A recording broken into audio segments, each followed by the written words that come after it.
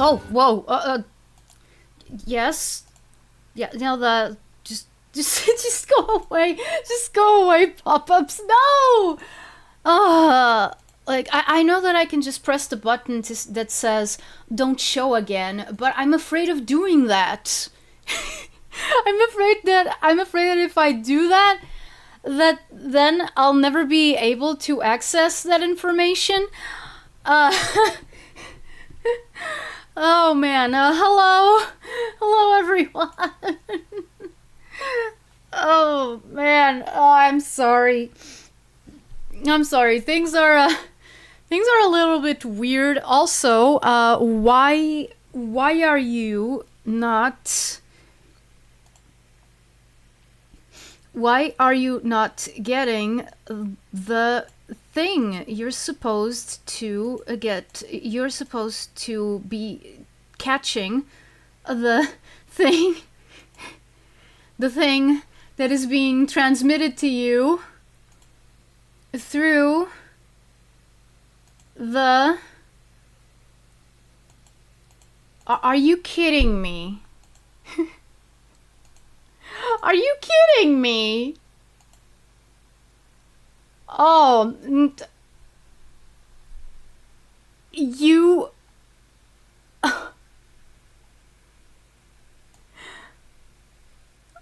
It's not... It's not...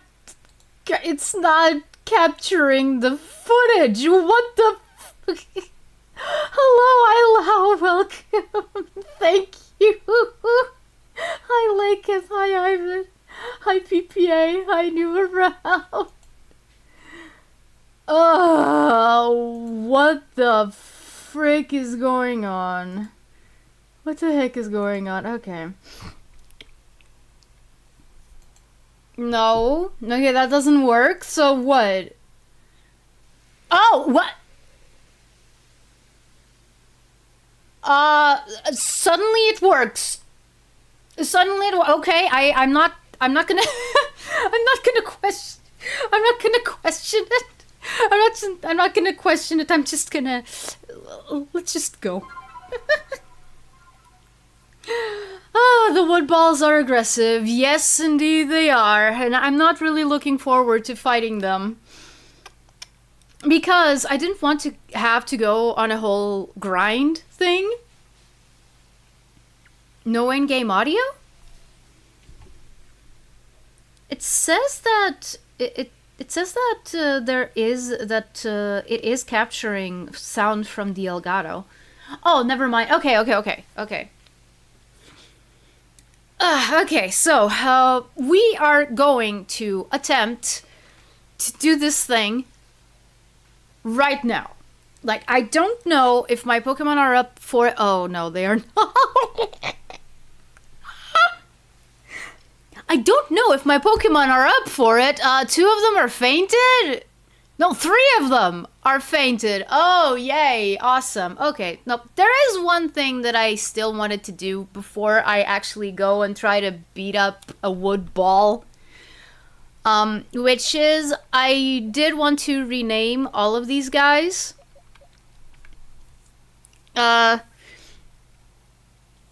Because, again, I changed how Atlantean names work, and I still want them to be somewhat accurate. So unfortunately, we are going to... Tis but a scratch. Yeah. Okay. Oh, I can just fly over there. Okay. Okay, that is awesome. That is 100% awesome. And there's a cat scratching on my... Hello, Nemo.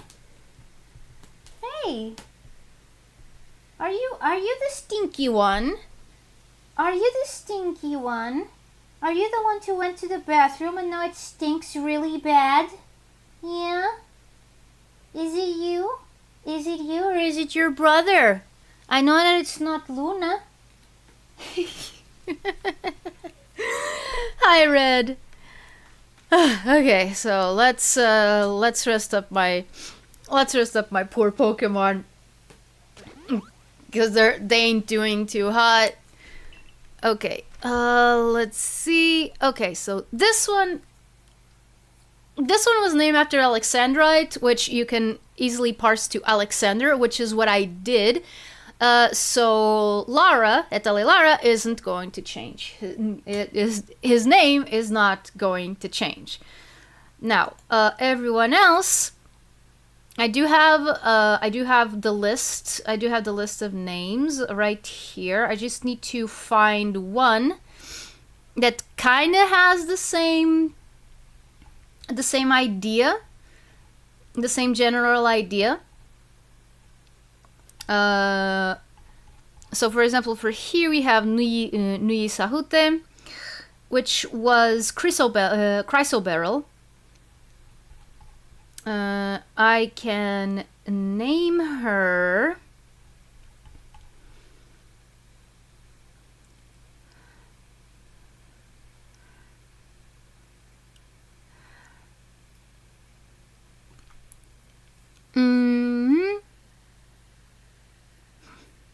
I can name her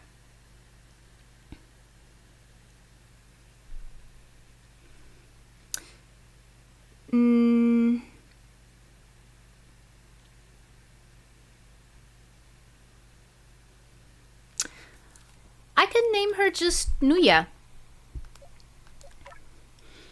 which is an abbreviation of names that start with, well, Nuya. There's Nuya Kishihi, Nuya Kize, Nuya Kuela, Nuya Kueli, Nuya Kule, which is Christine in Atlantean, basically.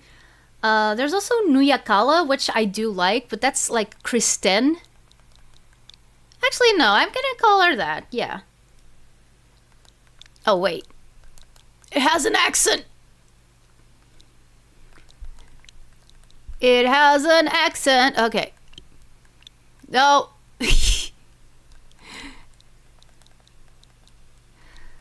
So your new name is Nuyakala. No. Frick. I gotta be honest, today isn't going too well. I woke up way too late and it's just not being a very good day in general. Also, I didn't get any answers to the job applications that I sent, so I'm a little bit bummed about that. Okay, so Wahuriki, he's gonna need a name starting with Wario.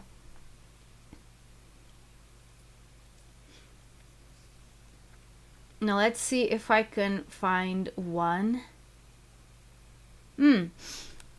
Okay. I'm gonna name him Watenuri, which is Plácido in Atlantean, like Plácido Domingo, you know, the singer.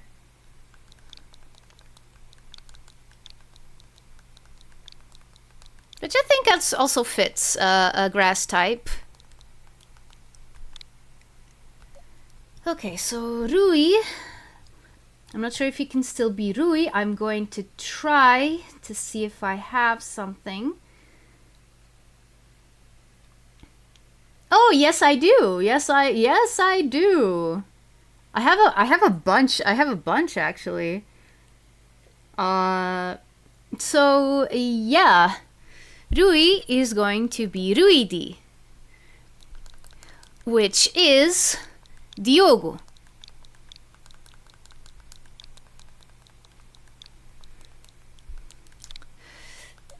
Don't tell that to Elmer. Now, actually, I would kind of prefer to name them after people that I don't know. And I have known a bunch of Diogos in my lifetime.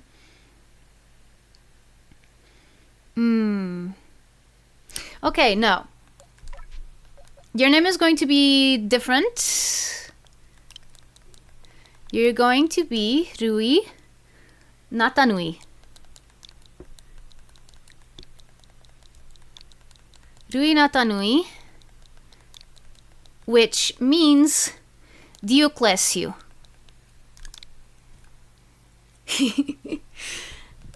We're trying to get away from a little bit from the normal names here. I woke up at 5 p.m. Oh, okay. Then I have no reasons to complain anymore. I did wake up earlier than that.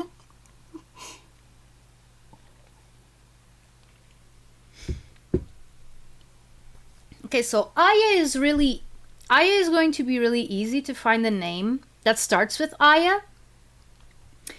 And the reason for that is that Aya is how any name with ish starts. Like, again, if you're transferring a Portuguese name into an Atlantean name, if it starts with an ES, that's what you're gonna get. You're gonna get Aya. That's the same thing with my own name. My name in Portuguese is Jumeraldo. In Atlantean is Ayama Hetari. So yeah, Aya is also there. So yeah, let's see. Okay. I think that this one, yeah, this one works. This one works. It does make me remember American Dad at least a little bit, because it's the Portuguese version of Stelio. If you know the Stelio Contos, who was I think he was Stan's like big Greek girly friend. No, not girly, burly. Who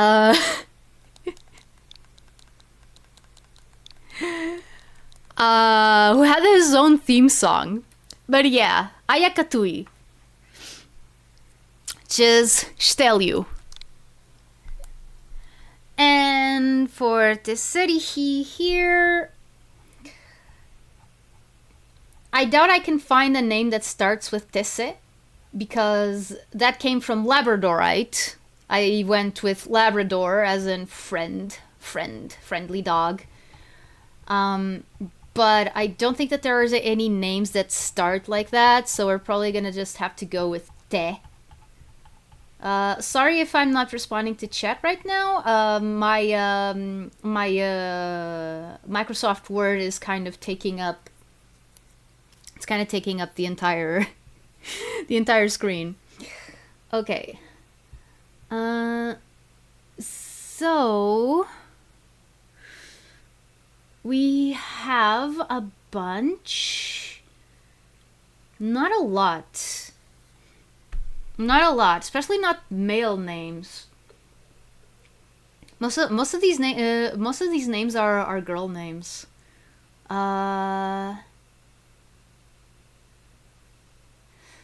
Let's see. Teohaeli, Teohalui, Teohalakuli, Teakaya. That's how you're supposed to read it, actually. Or Teanui.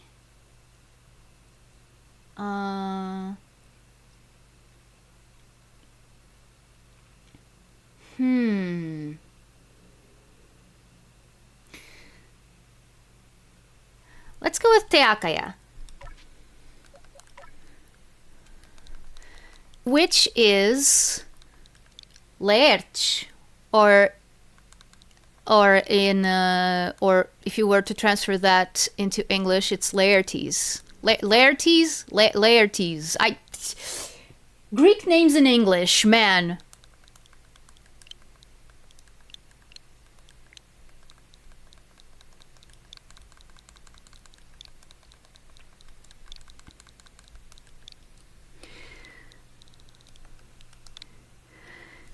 Okay, then I'm gonna have to do the same with the other two, because even if they are not actually part of the team, They still deserve, they still deserve new names, okay? Okay. I want to see my Pokemon, yes. Show me the other two Eevees that I wasn't able to bring. Poor guys. Okay, so Pune. Boop, boop, boop, boop. Boop, boop, boop, boop, boop, boop, boop. Name starting with P.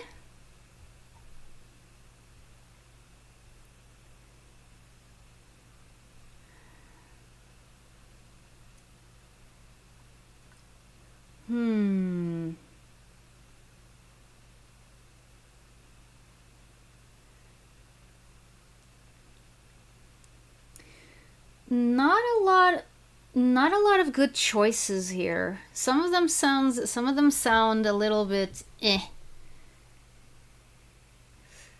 Okay, but there is this one. I can tell you that naming my Pokemon in the future Nuzlocke is not going to be this involved. So yeah. Hey, excuse me. That's what happens when you forget to take your antihistaminics.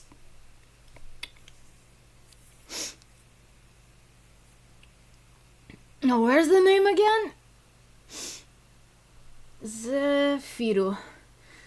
Zephyrus, there you go.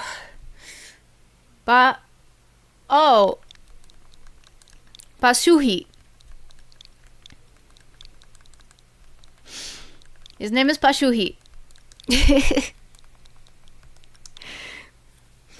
And last but not least, our little boy, Bewaya, whose name was wrong, because even if I wanted to be named after Jasper, he should be Beyawa, not Bewaya. I wrote his name wrong from the beginning, so this guy definitely deserves a new name. Okay. And that name is going to be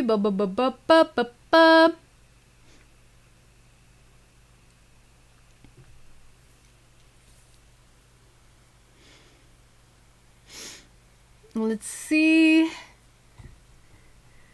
if I can find something with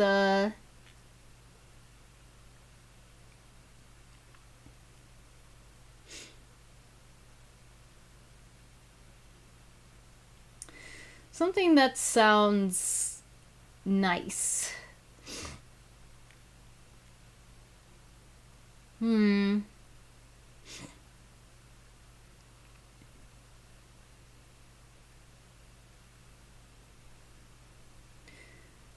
I can just name him. Like Jasmine or Jasmine. I think that's nice. Beyamum. Beyamum. And also, it's a pretty different sounding name from everyone else. So yeah. These are the Avengers. These are the Avengers' new names. Hi, Jonathan, big burly GF. Yeah. Oh, thank you for the bless yous in chat. The year is 2027. Atari just finished his 42nd Atlantean revision and his 5th rebranding. Atlantean now contains 50% more Navajo and sounds 100% more Polish. Oh, man.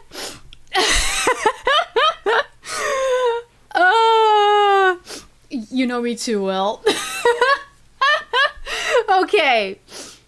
We are finally ready. We are finally ready to go. No, I am not gonna go to the tree. No, we don't have to get to the tree. We don't have to get to the tree. Man. And again, I apologize if I seem a little bit out of sorts. I'm still gonna try and try and make this as entertaining as I can. Especially because now... Wait a second. Let me check my Pokemon's levels. Okay, Lara's level 46, and he's gonna be one of the ones that I'm gonna use the most here. Nuya, unfortunately, I can't really count on. Oh wait, Watanuri does have like, he does have moves that are gonna be useful here, like Bug. Yeah. Yeah, okay, so I can count on Watanuri, Rui, Natanui. Rui is going to be kind of backup. Tayakaya better sit this one out, and Aya can be backup's backup. And I don't think that Nuya has anything that can actually help in this situation. No, just Shadow Ball. Yeah. I just noticed I should have deposited everything.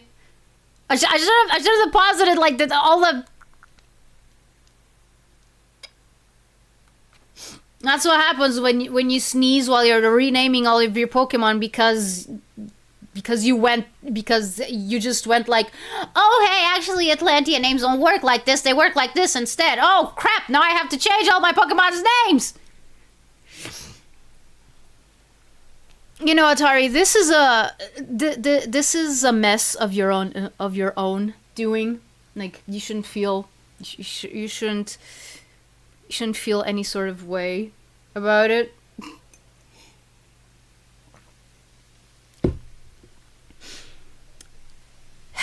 Yes, Smelly, because I know for a fact that your Electrode is going to be at a higher level that I'm ready to fight, but I'm still going. Let me assess that situation before I actually make any decisions, okay? So, even knowing you're doomed to fail, you still wish to pit yourself against Electrode? Yeah? Yes, I do. You have a great deal more pluck than you have sense, I'll give you that. A word of advice. Don't stop moving while you're battling Electrode, or you'll be dead in no time. Prehistory basketball, yeah. He does bounce around a lot.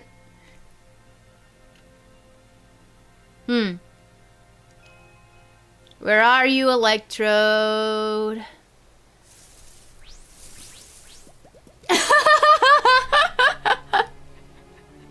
Okay. Ah! Okay, the...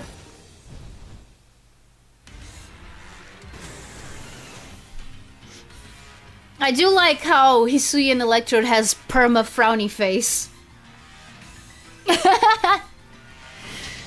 Okay, I don't remember this guy being particularly hard.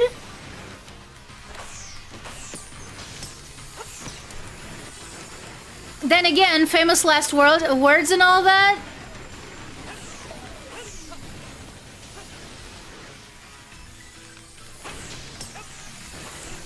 Oh, whoa, corner. Ah! Oh, whoa.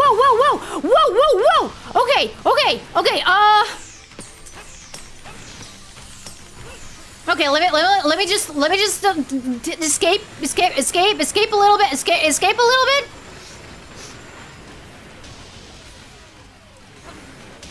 Yeah, remember what I said about assessing the situation? Turns out I'm not doing a lot of that. And it's probably gonna cost me. It's probably gonna cost me. Come on. Okay. Let's beat him with fire! Oh, he's actually level 44. Okay. 46! 46! Okay, I messed up. Okay. No time for calm mind. Let's just go.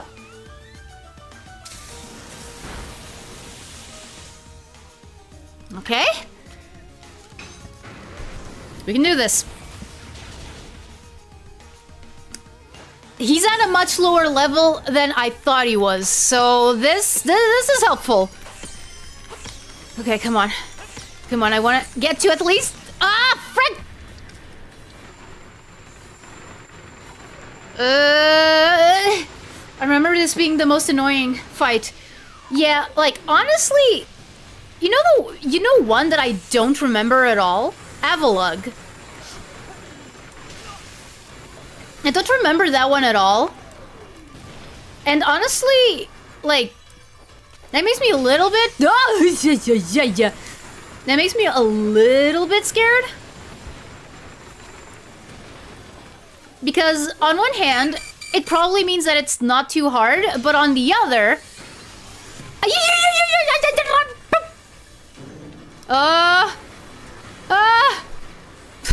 No!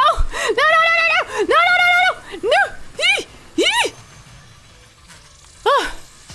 Okay. Ah! Oh, okay.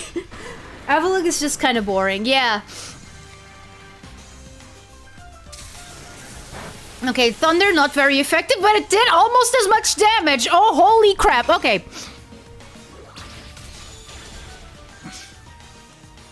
Oh, whoa!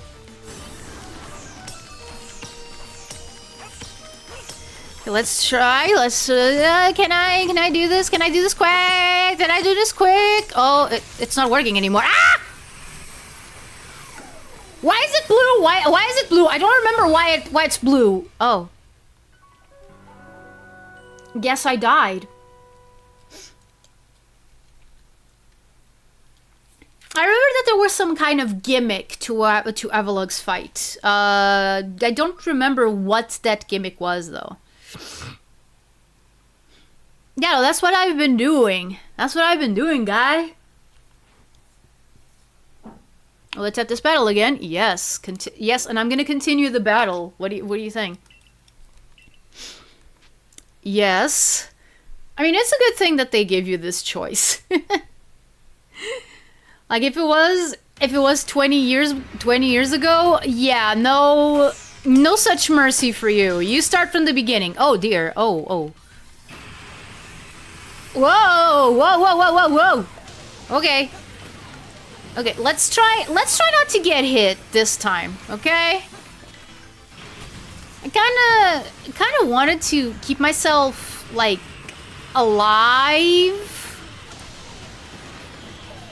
Also, Electrode, not very nice. Not very nice of you. Not very nice of you to sacrifice your fellow wooden balls, just because you're in a frenzy.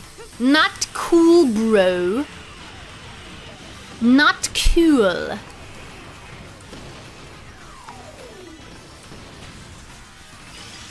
I just remembered. Okay, so what is this song a remix of? Because I remember this song in Diamond and Pearl. Oh, whoa! That's faster than I can. Ugh.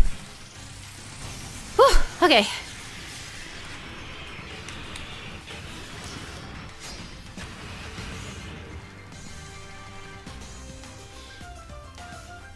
Thunder wave. Oh. Okay. If you miss, you miss.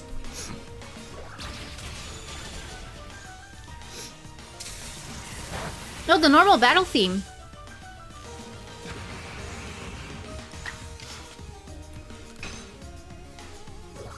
Yeah, because I definitely remember. I definitely remember that. That's Wild Battle. Yeah.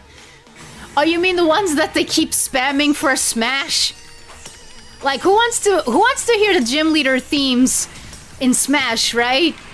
What do you want to hear? Is the wild Pokemon theme, right? The one that you hear the most throughout your playthrough? Now let's see if I can. I'm gonna wait until he explodes those, and we're almost there. We're almost there. awesome! We fighting balls now. At least we're not tripping them. At least we're not tripping balls. No, they are good. They are good. I'm not saying that they're not good. Because they are. What I am saying is that they're probably a little bit overused.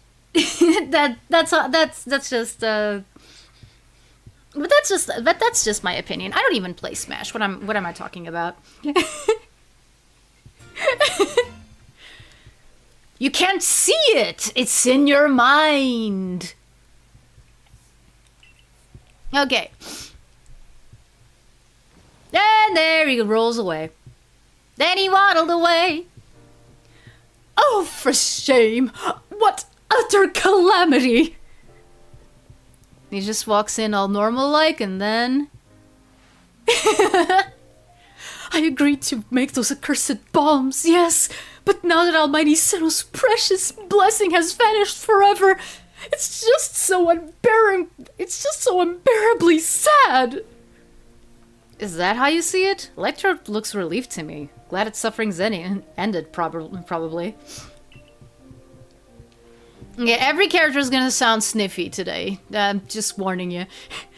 Oh, come on, Adaman. Seriously? That's just your wishful thinking, nothing more. All your preaching doesn't ruffle me one bit. But if Almighty Sinnoh grows angry with me because of this, I don't know what I'll do. Smelly defeated, yeah! I arrive right on schedule. Did I ever come up with a voice for Ingo? I don't think I did. Now what did you bother coming back for? Only to say that I recalled some things after Atari did me the honor of traveling with me. Things to do with a world where I believe I lived before dang it. Okay, I'll read it again. Are you under the weather or allergies? Allergies! Seasonal allergies. I had said before that my allergies usually come in late May, in late May and throughout June. It's almost the middle of June and they haven't left. I don't know if I can count on them leaving before July, which sucks. Oh, and I forgot to take my allergy medicine today, so because I woke up too late. Waddle waddle. Ah, yeah. And my brother does have Smash. Atari snorted the cat too much.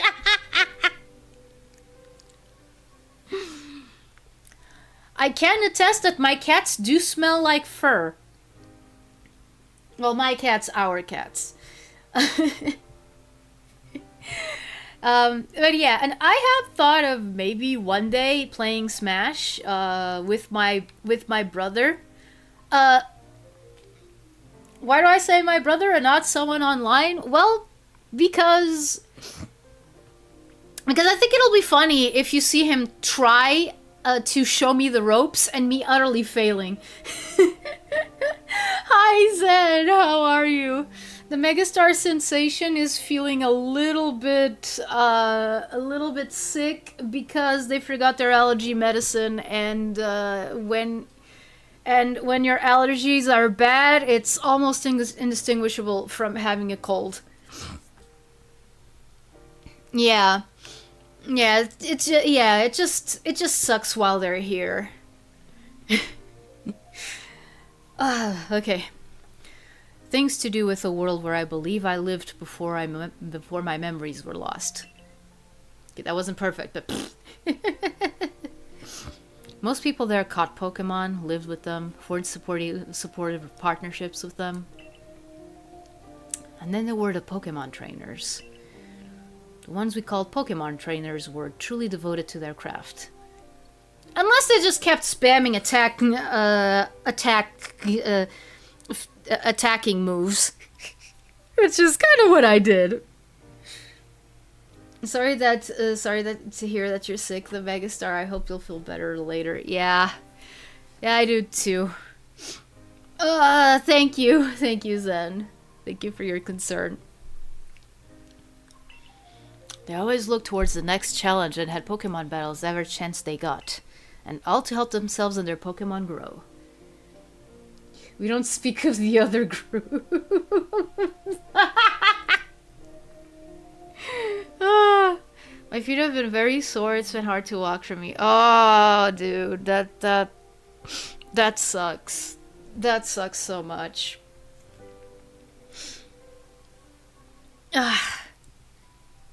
Man.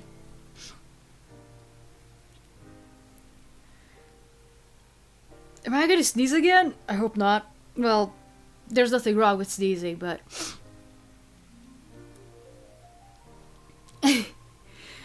No, and I feel you. I feel you, Zen, because, okay, so while I'm working at the tea shop, we don't have, like, a place to sit.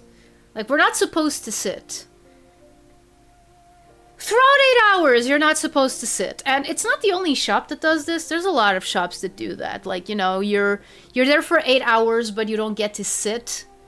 Like at the counter or something like that. No, you just have to stand up the whole time.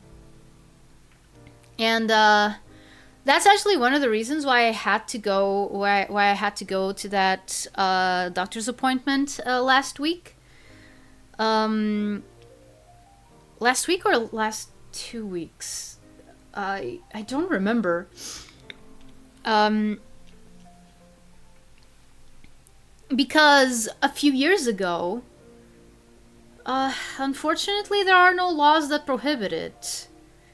Like, it is, like, it's not legal, like, it's illegal to have your workers work for more than 4 hours at a time. Which sometimes this shop also ignores, because it has some of the morning workers come in earlier, and then the night shift, has to go have like their meal 1 hour earlier than they would, which means that, let's see, for a regular day, so if I go,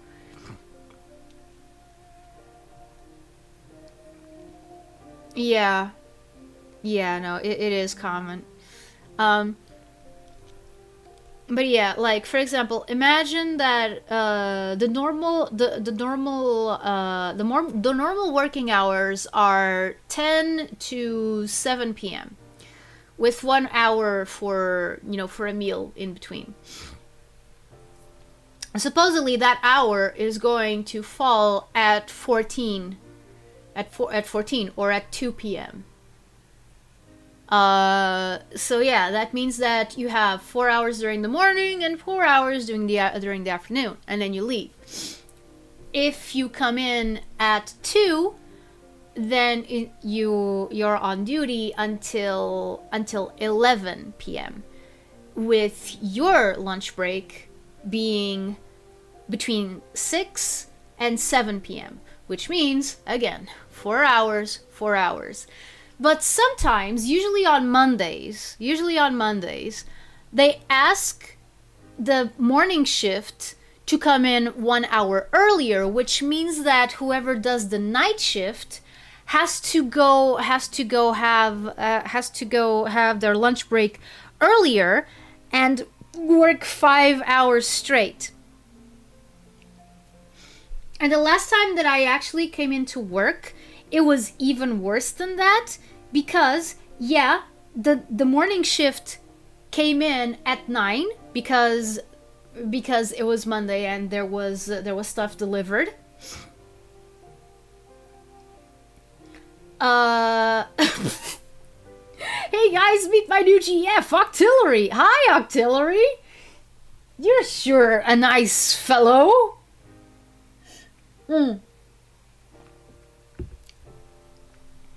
But it was, okay, so morning shift came in at 9. That's normal. again, unfortunately, that would already mean that I would have to go have lunch earlier. But here's the thing. Last Monday was I don't know how you say this in English. It was the eve of a holiday. Basically, it was the day before a holiday. So that means that department stores, malls close 1 hour later at midnight. Which means that I also went in an hour later. So, I went at 3, had to have my lunch break at 5, and then came in at 6 and had to stay there 6 hours on end until midnight. And I don't know how come, and I don't know how anyone didn't say anything about this. It's stuff that sometimes it's that kind of stuff that you don't think too much about when you're forced to do it, but when you look back, you go like, wait, you know, literally, wait, that's illegal. Like, it's already illegal to have me work for 5 hours straight, let alone 6 hours. And I don't know. I didn't complain. I didn't complain about it to the company, but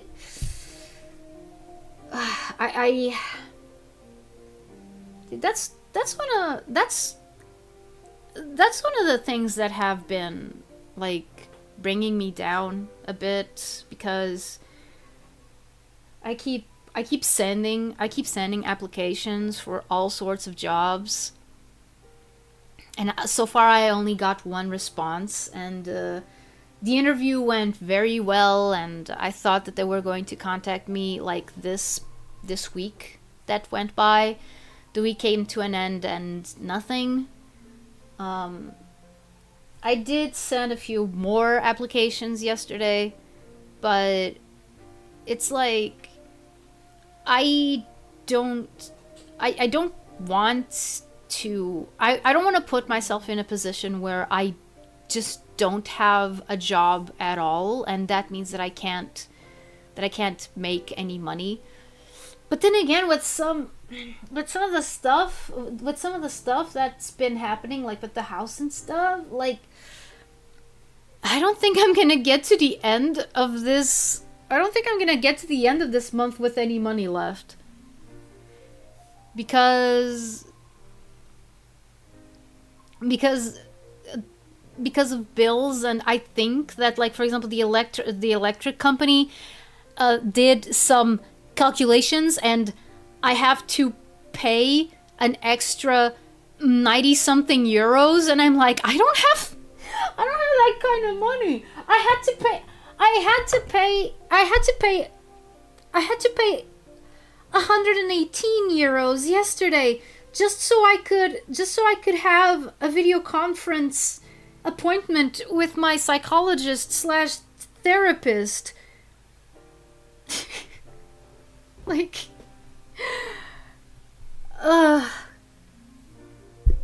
hate it when jobs ghost you, at least tell me you don't want me. Yeah, no, that's been happening. There was a situation this week that really made me feel like I was made into a scapegoat for a situation that happened. And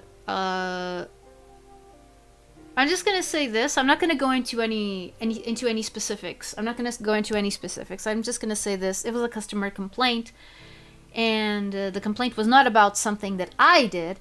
I was just the person who was there when the customer wanted to do their complaint.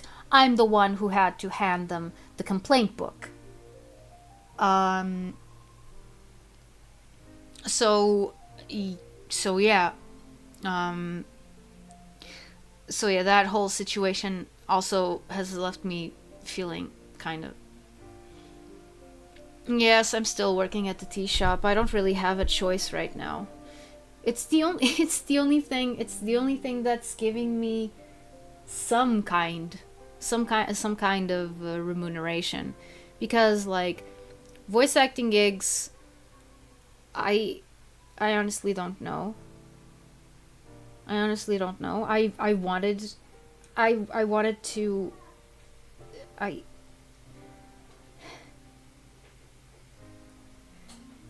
I wanted to go on with voice acting, but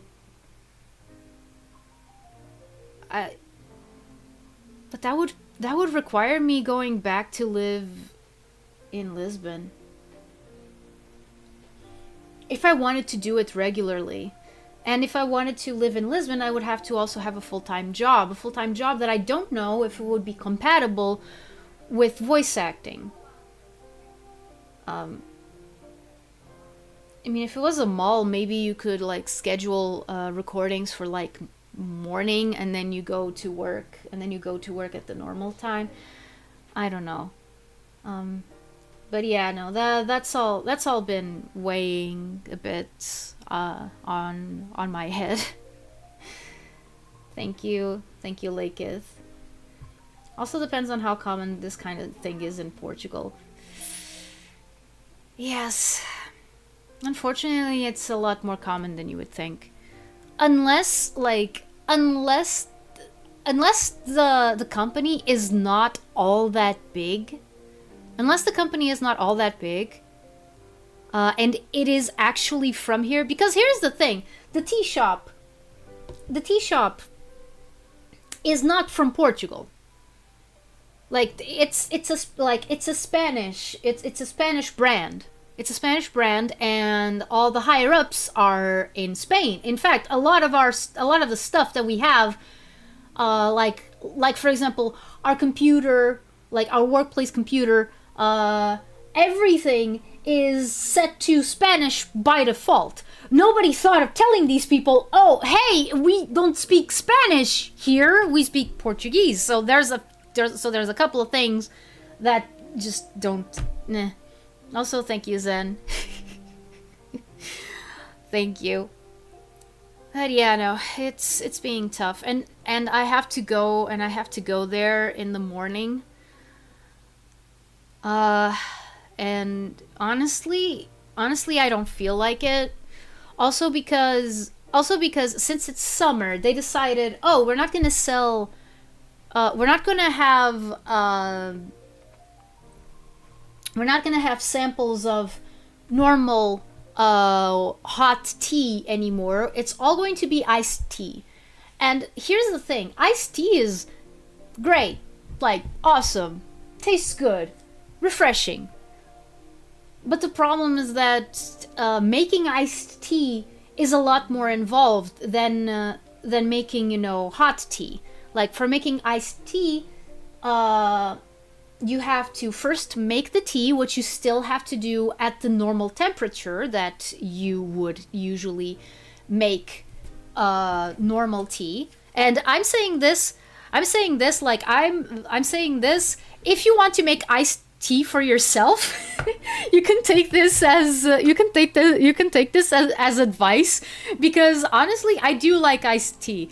I just don't like making it for the store because it's a hassle.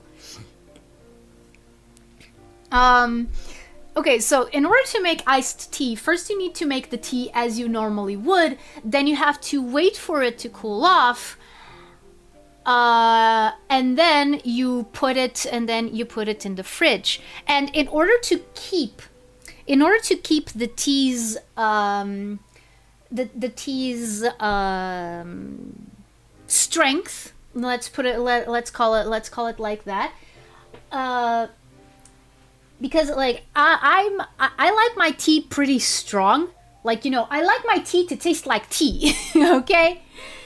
So in order to get it how I like, it needs to be made like thinking that it's all going to be iced tea. Like, you can't just make a little and then add water, which is what you usually do in these stores. And in my opinion, it just doesn't taste. It just doesn't taste. It just doesn't taste as good. And it kind of kills me that I'm kind of forced to do it like that, because that's the only way that you can have tea ready by the time the shop opens. Which, by the way, we have to go in earlier so we can take care of all these procedures before, you know, and that's time that is not counted. That's time that is not, that it's 100% not counted. Like, I'm not paid for being there earlier to make the tea. Not iced tea, not hot tea. No, I'm not paid extra for that. So yeah. It so happens that I was trying to. Really? We're trying to make iced tea. Awesome. Is there iced tea where the ice is hot and the tea is cold?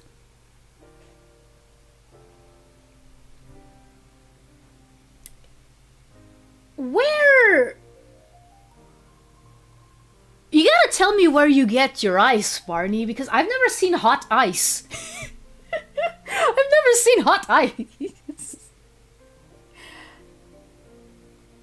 Okay, where the tea is hot and the ice is cold. Okay. Okay. Not really. I think that if you have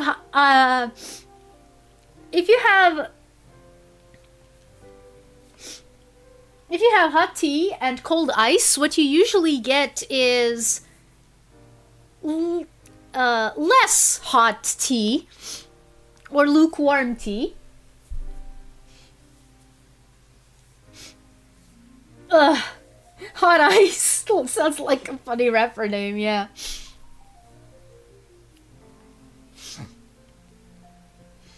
Thank you. Okay. If so, from what I can gather, it'll be best to continue until you find a better and stable job. I just wish there was a way to fight for better pay and all that without risk of losing the job. Yeah, no, I don't think that there is. I mean, part of me thinks that on one hand they don't want to let me go, but on the other, like, there's just a lot of practices that I don't agree with. Within the company and how we're supposed to approach customers, and a lot of things I can't talk about because of my contract, you know, NDAs and all that, but there's this one thing that I can talk about. You know, when you go around in malls or department stores and there's these people, you know, in these little booths, and they reach out to you and try to bring you into the booth, even if you didn't want to, so you just go along with it to be polite.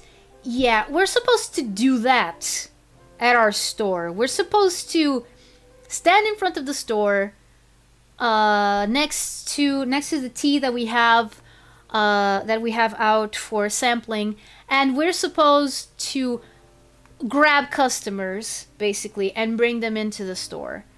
And that makes me deeply uncomfortable, because I know that if it was with me, I wouldn't like to be, you know, to be pulled like that. I mean, we're not supposed to pull the customers. We're supposed to, like, redirect them. As in, get them interested through the tea, and then make them go inside the store, like, you know, gently manipulating them into going inside. And I don't like doing that. I just don't like doing that. It also doesn't help that even though I don't usually seem like it because I talk a lot, I'm an introvert at heart. So it's even harder for me to just stand there knowing that people probably want to just mind their own business, and I'm just shoving tea in their faces, going like, "Hey, you want to try this tea? It's made of sangria." Like, customer kidnapping, yeah. I usually ignore or turn them down politely. Yeah, exactly. And I don't know who missed the memo that is not a good way to garner customers. But apparently someone high up thinks that because our store isn't doing that with as much force as others, that we're doing worse. No, there's other things that are going wrong. Things that I'm not gonna talk about here. Maybe one day, like a few years down the line, I will talk about them. But like, there's stuff that is being done at the store. Now it's a little bit better, but there was stuff that was being done at the store for almost 2 months that also did not help. Like, did not help, like, at all. Free sample, JK, go pay at the counter. Oh, whoops. I made Ingo talk. Yeah, no. Actually, no. The samples that we hand out are free. Look, those are 100% free. You could technically hang around and just fill your tiny cup of tea, like, as many times as you want, and we wouldn't be able to stop you because that is not against company policy. But yeah. But yeah. Okay, I think I talked enough about this, my stupid job. I think that one of the reasons why it sucks is that I do like what I do. I do like selling tea. It's just a shame that things panned out the way that they did. Like with the company policies and all this stuff. The stuff about not paying extra on Sundays, and me and my other coworker having to have fought for that. She's gone now, by the way. Because yeah, she was in a similar situation to me. Like, not getting that extra for Sundays really crippled me financially. Because I started having bills to pay, and in time, well, my money was just gone. Feels like a supervillain move, yeah. Yeah. Oh man. Okay, let's go back to Hisui. Let's go back to Hisui, where there's probably nicer tea shops with less stupid company policies.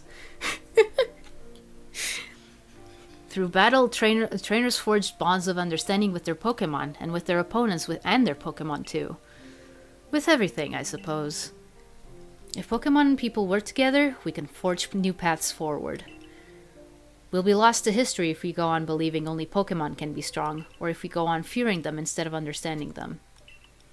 I mean, yeah, especially since apparently Pokemon kind of made every other animal in this planet go extinct. That's something that was never explained. Takeshi Shuda wanted to explain it in the third Pokemon movie, but he was nixed. Oh man, I haven't read all that much about that story, but I should, because it sounds fascinating.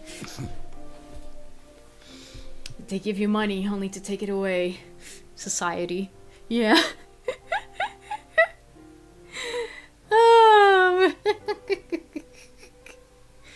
Interesting. Was your world like Ingo described too, Atari? That's a loaded question, game. Because okay, I could answer as if I come from like either real life or like in my case a fictional world that is not the world of Pokemon, which means that Pokemon that exist, or if they do exist or will exist, it's going to be in the form of a game, much like it is in real life. Or like it's either that or oh yeah, sure, I totally am Lucas. What are you talking about? What are you talking about? I'm Lucas. I'm Lucas. I could be Dawn, but I don't know. in the future, I'm just gonna go and have my own adventures when this region is no longer called Hisui. Or maybe not, if I get stuck in this place. Like... Wait. That blue hair girl? Wait. Are you talking about Araman? Are you guys talking about Araman? Be honest with me. Hi, Elmer!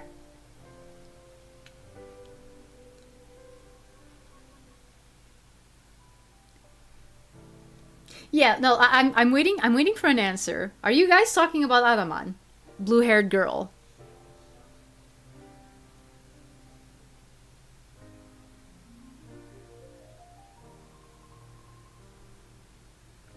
Okay, that is funny on so many levels.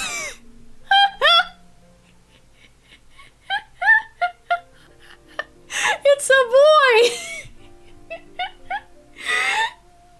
It's a boy! But funny, but look, it is, okay, it is funny. It is funny because in Pokemon Scarlet and Violet there is a descendant of him who is actually a girl.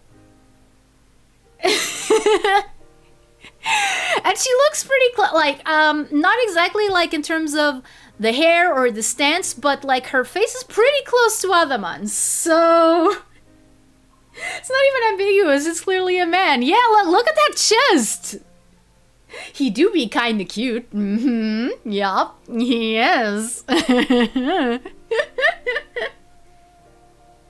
was talking about the other person. That blue-haired, but not on screen. Oh, you mean Melly? That's also a guy. I'm sorry.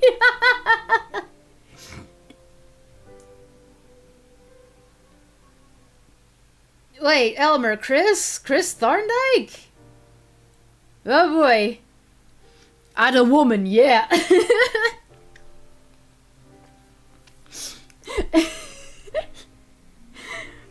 Oh man. Okay, I still don't know what to answer here, so I'm just gonna go with a non-answer. Yeah, no, okay, I got it. No, I don't remember. Wait. Oh no, I made Adaman mad! No!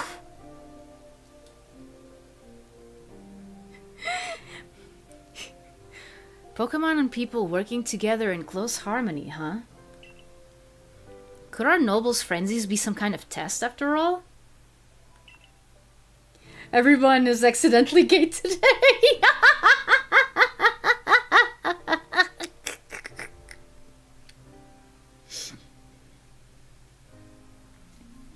Oh, you want to see Peter Legs? Peter Legs, huh?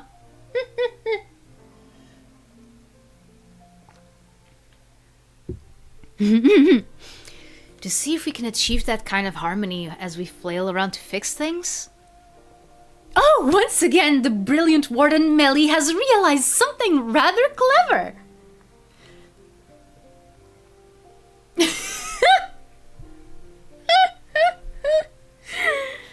Yeah, being straight is illegal because it's Pride Month.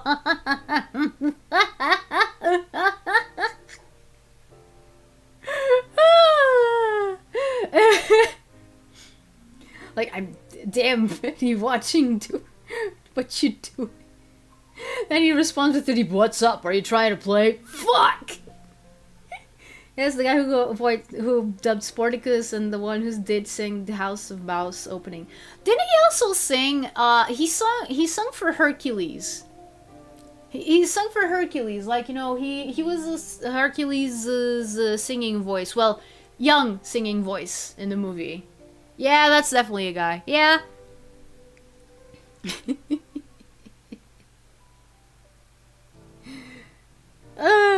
Either that or a middle-aged woman. I mean, is there much of a difference between a man and a middle-aged woman? You know, try to do this whenever you're outside.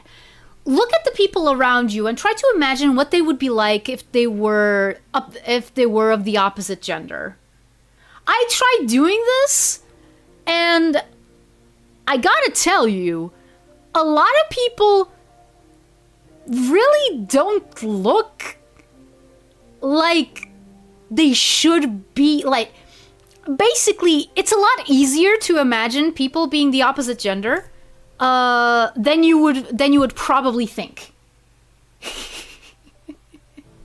I gotta go. The timing is sus, but I'm in public and I gotta go. Okay.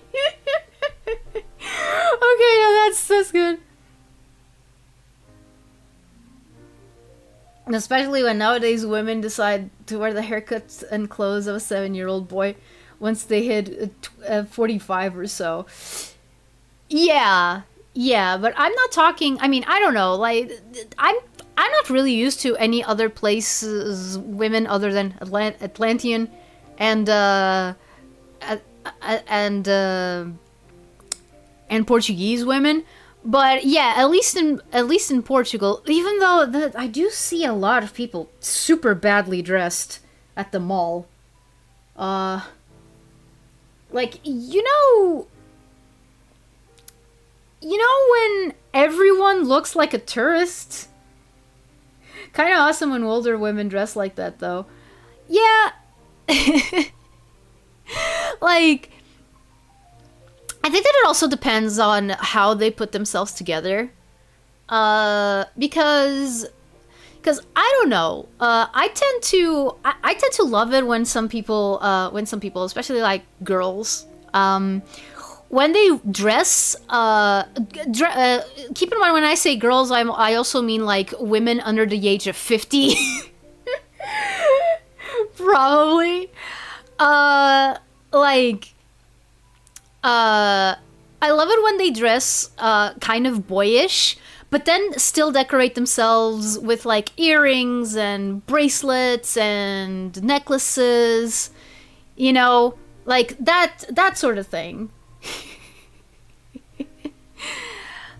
That's one of my favorite styles. I don't know if it's because of some amount of nostalgia for like the late 90s and early 2000s in which that was not necessarily like out of fashion, but yeah. Also, Melly has been chewing a lot of gum lately, and we have to make him stop. We have to make him stop.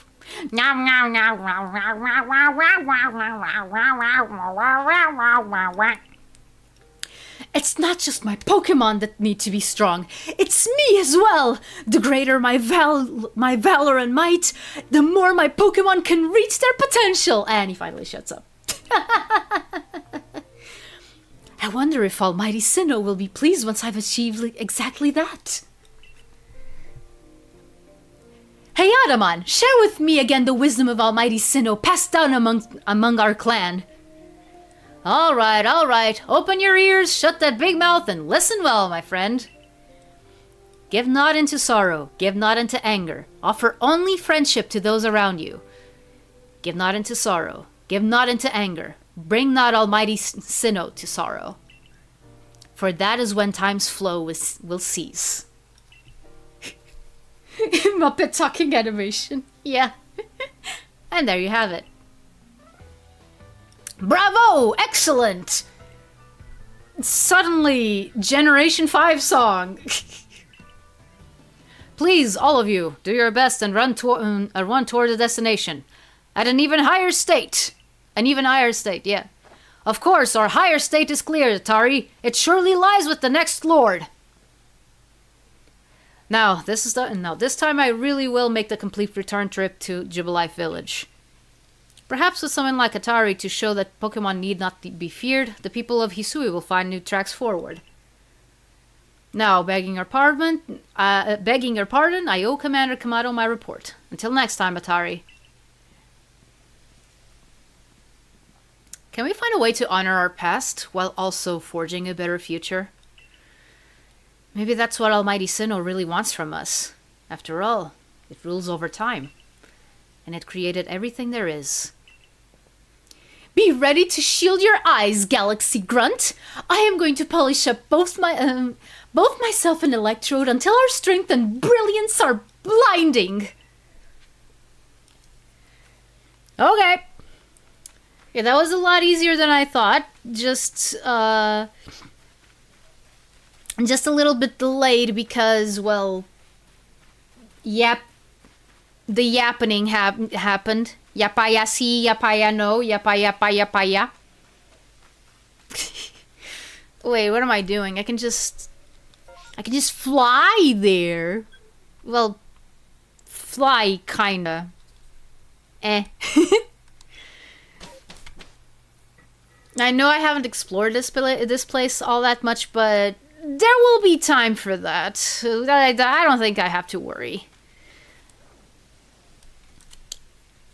Okay, first I'm gonna deposit this stuff that I already was supposed to have deposited, but I didn't because I was too busy naming Eevees.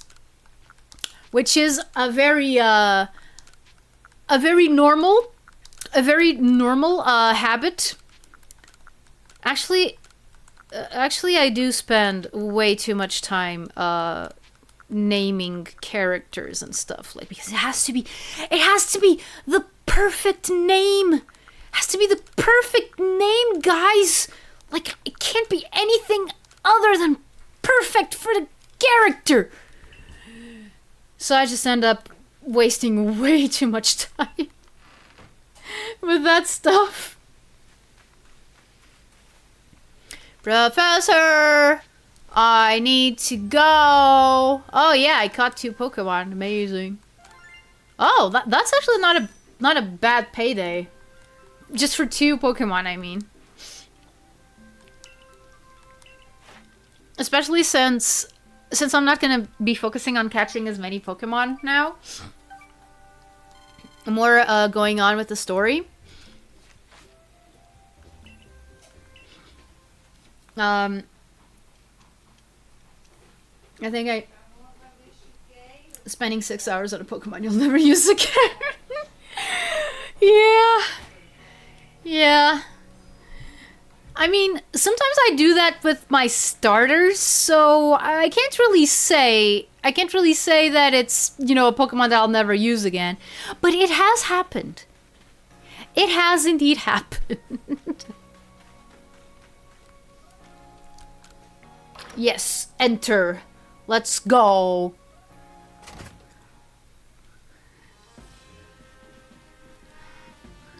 Let's go, Mr. Kamado. I'm sorry I'm not wearing my whole uniform. I am wearing the sandals, see? The sandals and the socks.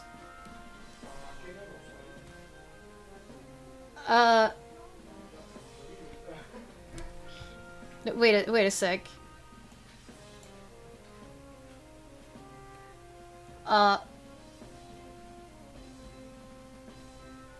Oh yeah, I'll be back. I'll be right back. I just realized that my door is wide open.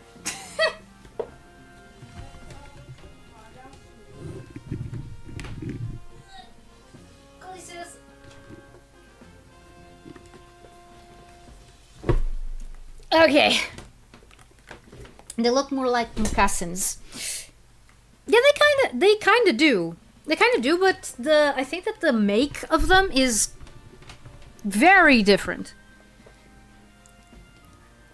'Cause, like, when you think about it, moccasins are like one of the simplest type of shoe that you could make up. I mean, of course, if you add, like, you know, a harder sole, then it's not as easy. It's not as easy to make. But the basics of it are pretty simple. I would say that they are actually a lot more simple than whatever this guy's wearing, though. Well, not this guy, Kamado. He's wearing the other simplest type of... Wouldn't sandals imply open-toed? Not according to some people, no. I think that's just according to our modern understanding of things, but it's kind of like... It's kind of like how slippers, nowadays, when we think slippers, we think, you know, room slippers and stuff like that. Stuff that doesn't have, like, a back, but like it doesn't support the back of the foot. But for example, Cinderella's glass slippers have always been called glass slippers, even though they're clearly shoes. Especially in the case of Disney Cinderella, they're clearly pumps. So yeah, like I think that there's a lot of weird semantic nonsense with footwear and clothes in general. Both because of regional differences and simply because, well, these are things that people use every day, and the more that people use them, the more things change. Like, for example, I've heard my grandma talk about, for example, kimonos. Except that she didn't call them kimonos, she called them kimonj. And it was a specific type of garment that, if anything, it resembled the hawari. It didn't actually resemble a kimono. I don't know why they named it that, but they were like a novelty in the 50s and 60s. Like she still saw them as, you know, super modern and stuff. People called them slippers. Apparently at some point in time, yes, they did. Hi, Step. True. Yeah. So yeah, clothing semantics is very difficult.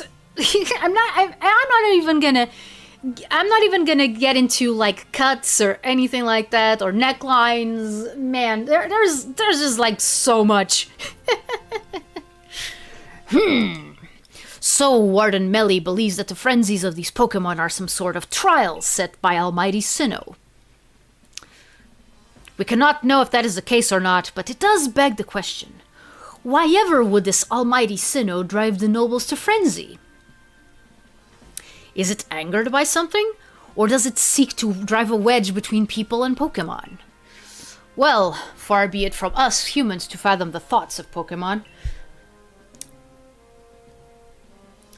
Unless they actually talk using telepathy, which, granted, is not something that happens in the games that often.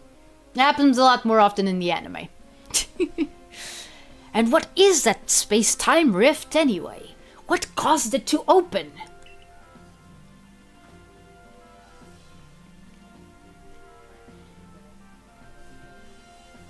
Oh, that's cool. That's cool, PPA. Actually, it wasn't because the yen was super cheap, but I did also buy a kimono, a couple of years ago. It's in my closet. I'll retire for tonight. Please keep me posted if anyone else falls for a cute poke guy. Good night. Okay, new around, I will. No worries, dude. Good night.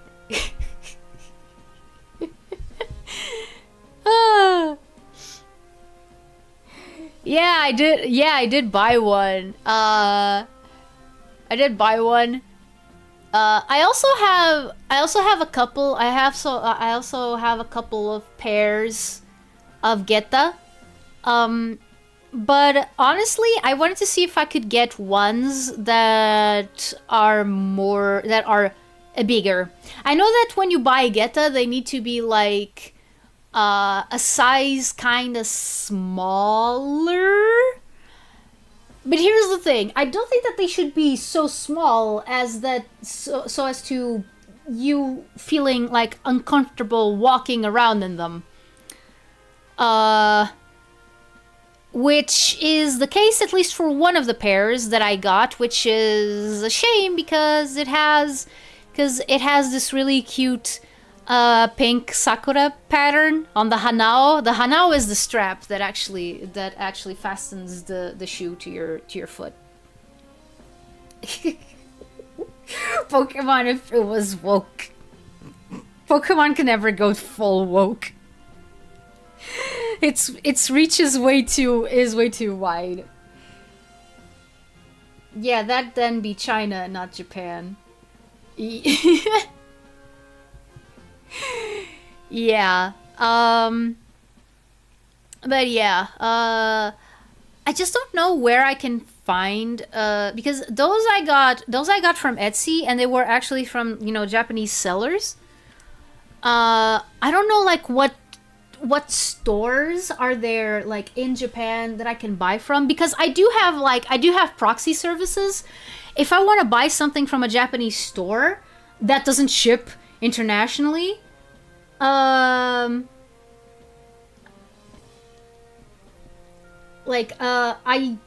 do have like the proxy services, so it's a lot easier. Like the one of the proxy services that I used, it does not really help if you're looking at, for example, limited items, but hello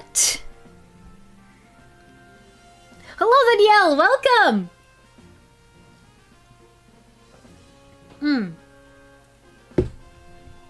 Oh, what do you mean, Step? The library where you find all the myths? Yeah, we beat Voltorb. Well, we beat Electrode. Yeah. I like to imagine, like, whenever Kamado does this, I like to imagine, I don't know, but there was this one actor that is really good at doing this. Like King Triton-esque voice. I don't know. Yeah, you must be tired. Go to the wallflower. Get some rest while you can. Oh my god! I think I realized this the other time that I played it. But yeah, the wallflower. That's such a clever name. I've instructed Benny to prepare you his finest potato mochi. Yeah.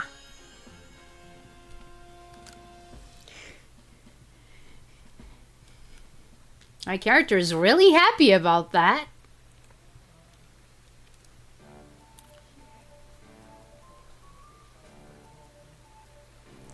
Dinner's on Kamado tonight. Eat your fill.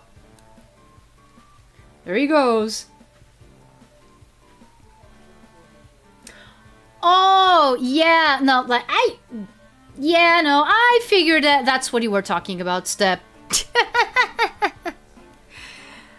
Especially since, like, when the Gardevoir life-sized plushie came out, I did have someone ask me about it. What did I think of it?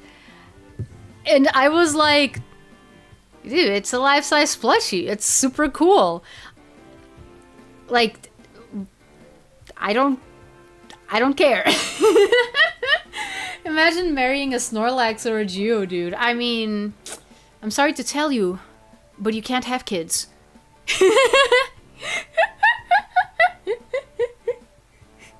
You're gonna have to adopt. Did I just make it worse? I think that I just made it worse. Oh, man. Oh, by the way, speaking of the life-sized plushies, I am pretty sure that you guys know about this. But yeah, life-sized evolutions. Life-sized evolution plushies. They have those now. A few of them are up for pre-order, I think. Like, depending on the sites that you visit. I think that the pre-orders for Espeon and Umbreon ended yesterday, unfortunately. But this if you're in the US or the UK.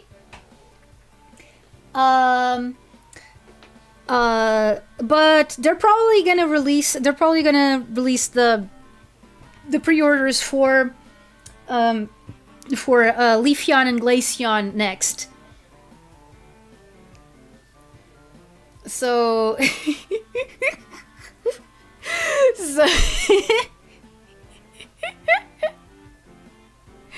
yes, Danielle. Yes, they have them for all the evolutions.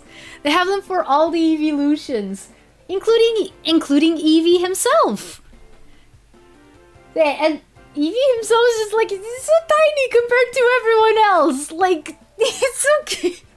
It's so cute. I'm not sure, like, if in the Pokemon Center website, if you're still, if they are restricted to pre-orders. I know that they're restricted, like, a certain number per orders per person or per user. So yeah, I'm not sure about being able to get them there, but again, if you wanted to get them from there, you would have to use a proxy service, and finding a trustworthy one is, I don't know, I think that maybe it's easier nowadays. I don't know.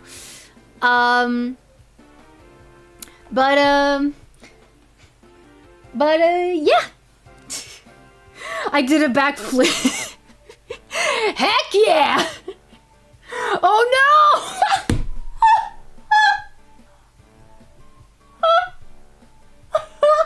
Oh no! Sorry! My celebration was premature. Barney, are you okay? Oh, man. Also, yeah, PPA, I see what you mean. I see what you mean. They may not officially be canon,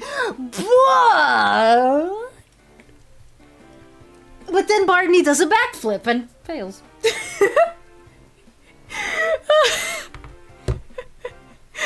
Oh man. Okay. What an enticing aroma! My appetite just went through the roof.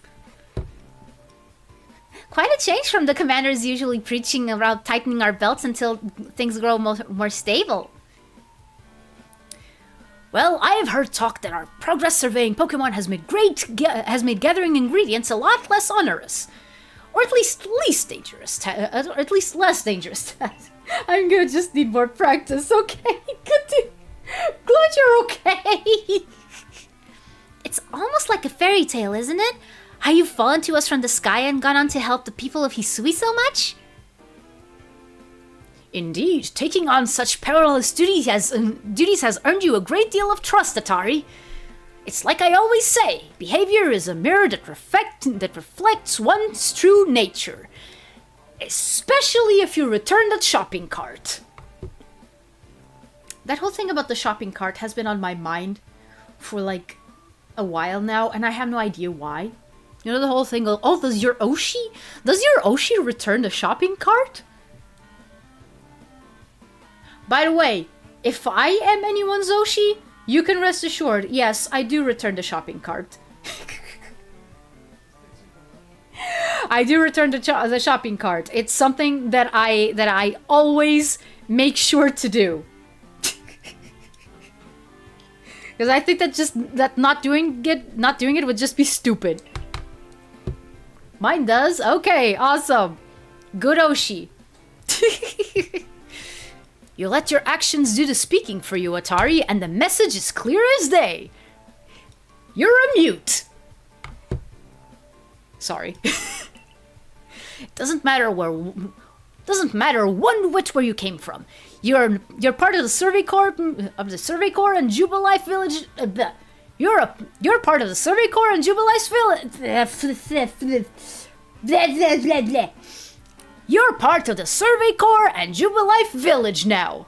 Yes. Now that's an Oshi. You should see the amount of times sometimes I have to retry lines, and where it just degenerates into. Okay, but what about the Chopin cart? I don't know. I never came across one of those. But if I do, I'll be sure to return it.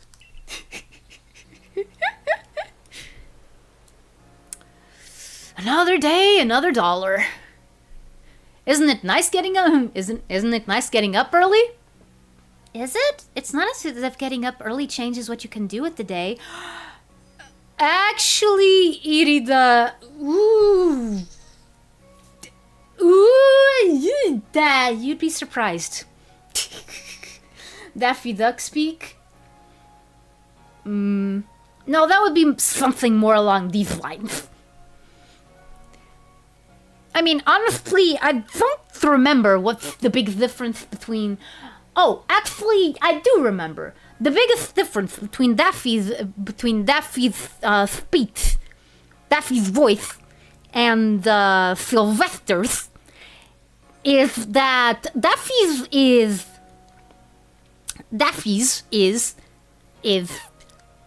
pitched up, and Sylvester's isn't.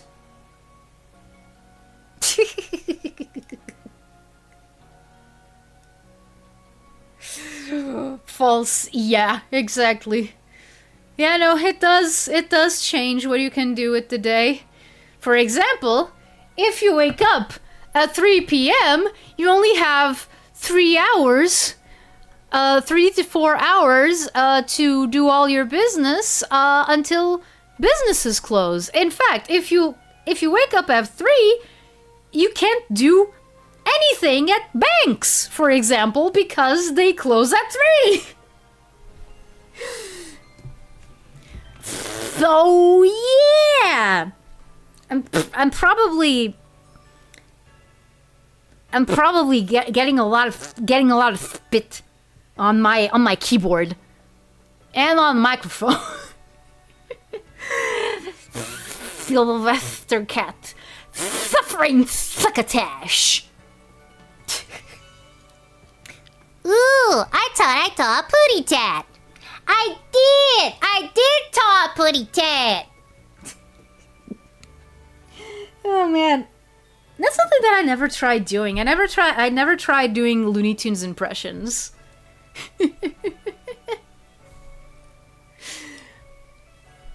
I guess because I think it's just because it never happened. Also because probably I've always seen Looney Tunes as a little bit more unapproachable than, for example, the Mickey Mouse crew. Sardinha saltitants. Really, they are. Thank you so much, Barney.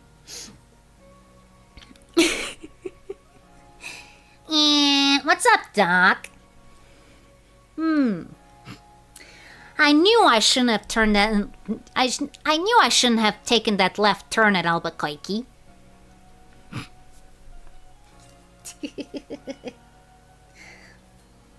And of course, the always classic. Of course, you realize this means war. Yeah, my bugs is severely lacking. Don't even ask. Oh yeah, that's what I was gonna say too, Lou. Do not ask me to emulate Porky, because there is a science to how it's done, and I am not well versed in it. Okay, Elmer. At the closest that I can do is okay. So you go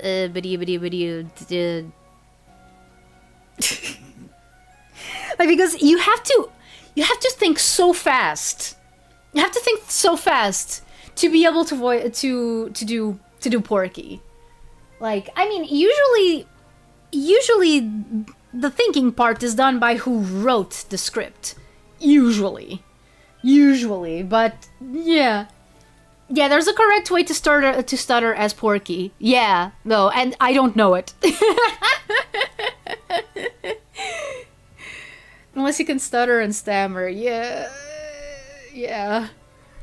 I mean, sometimes I do get tongue-tied, but not to that extent. It's a little bit hard. Okay, back to Edila apparently thinking that the time of day that you wake up doesn't change how productive you can be. Yes, it does. It opens up possibilities, such as responding to Commander Kamado's invitation today in a timely manner. Well, I got that same invitation, and I had to wake up even earlier than you to run all the way here for it. Come on, no need to grouse so much over a nice. Come on, no need to grouse so much over a nice little early wake up. Are you coming too? I'm sure we can all guess what the commander wants with us. Yes, do come. Galaxy Hall is quite close anyway.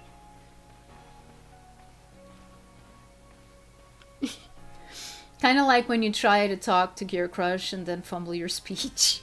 Yeah. Oh, so I'm just here. I wanted to talk to Anthony. I wanted to talk to Anthony. I wanted teal clothes.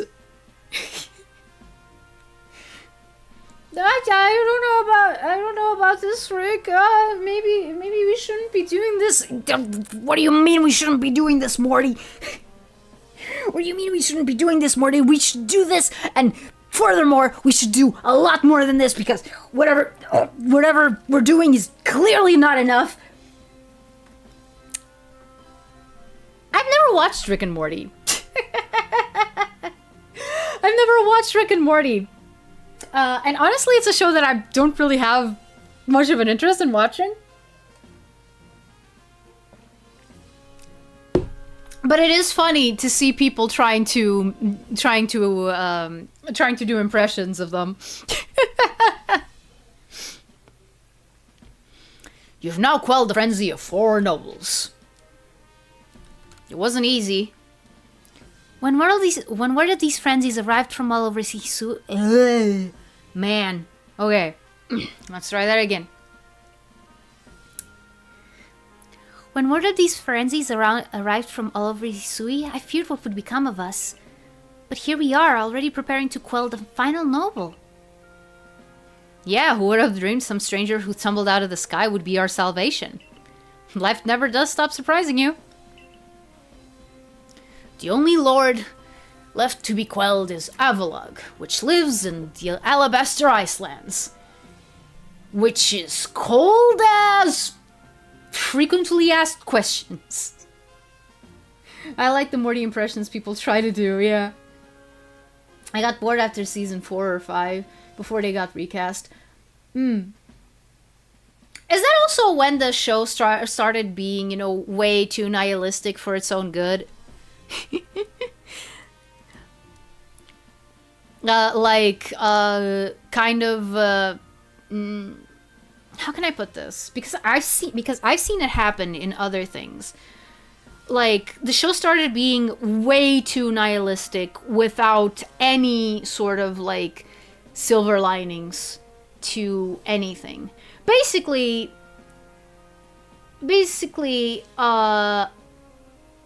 it started being so annoying about its nihilism that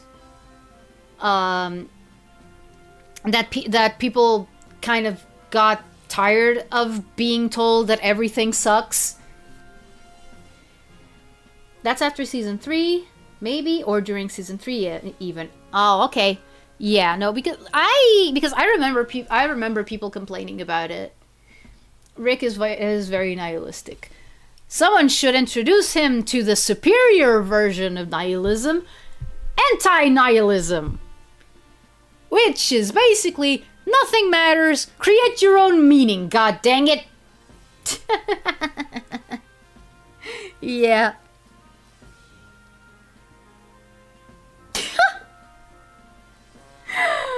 Okay.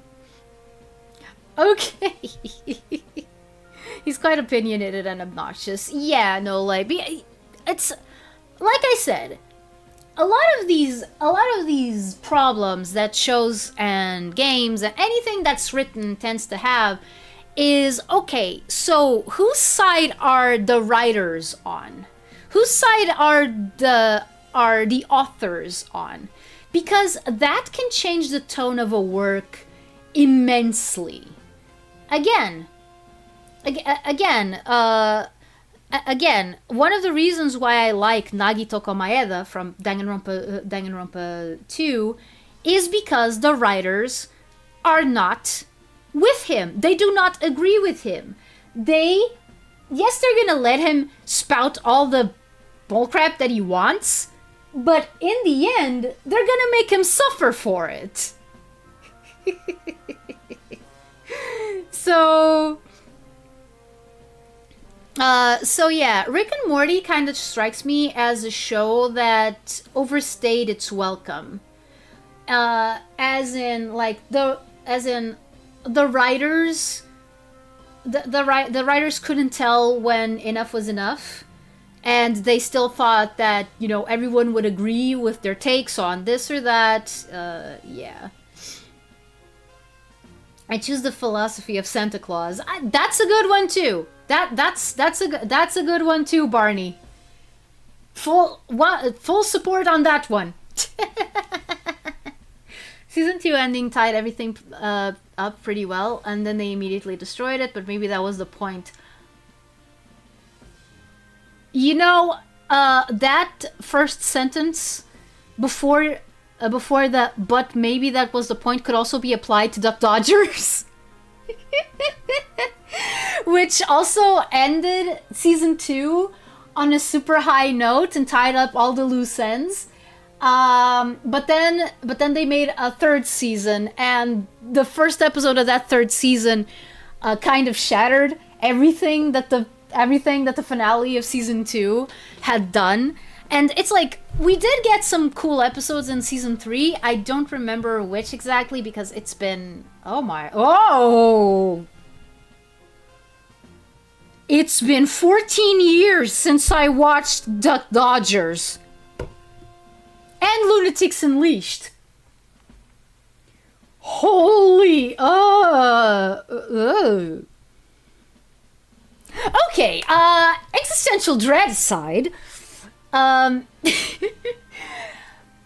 existential dread aside, yeah, that also happened to the Dodgers, except that it only survived for another season. Like, season 3 was the last one.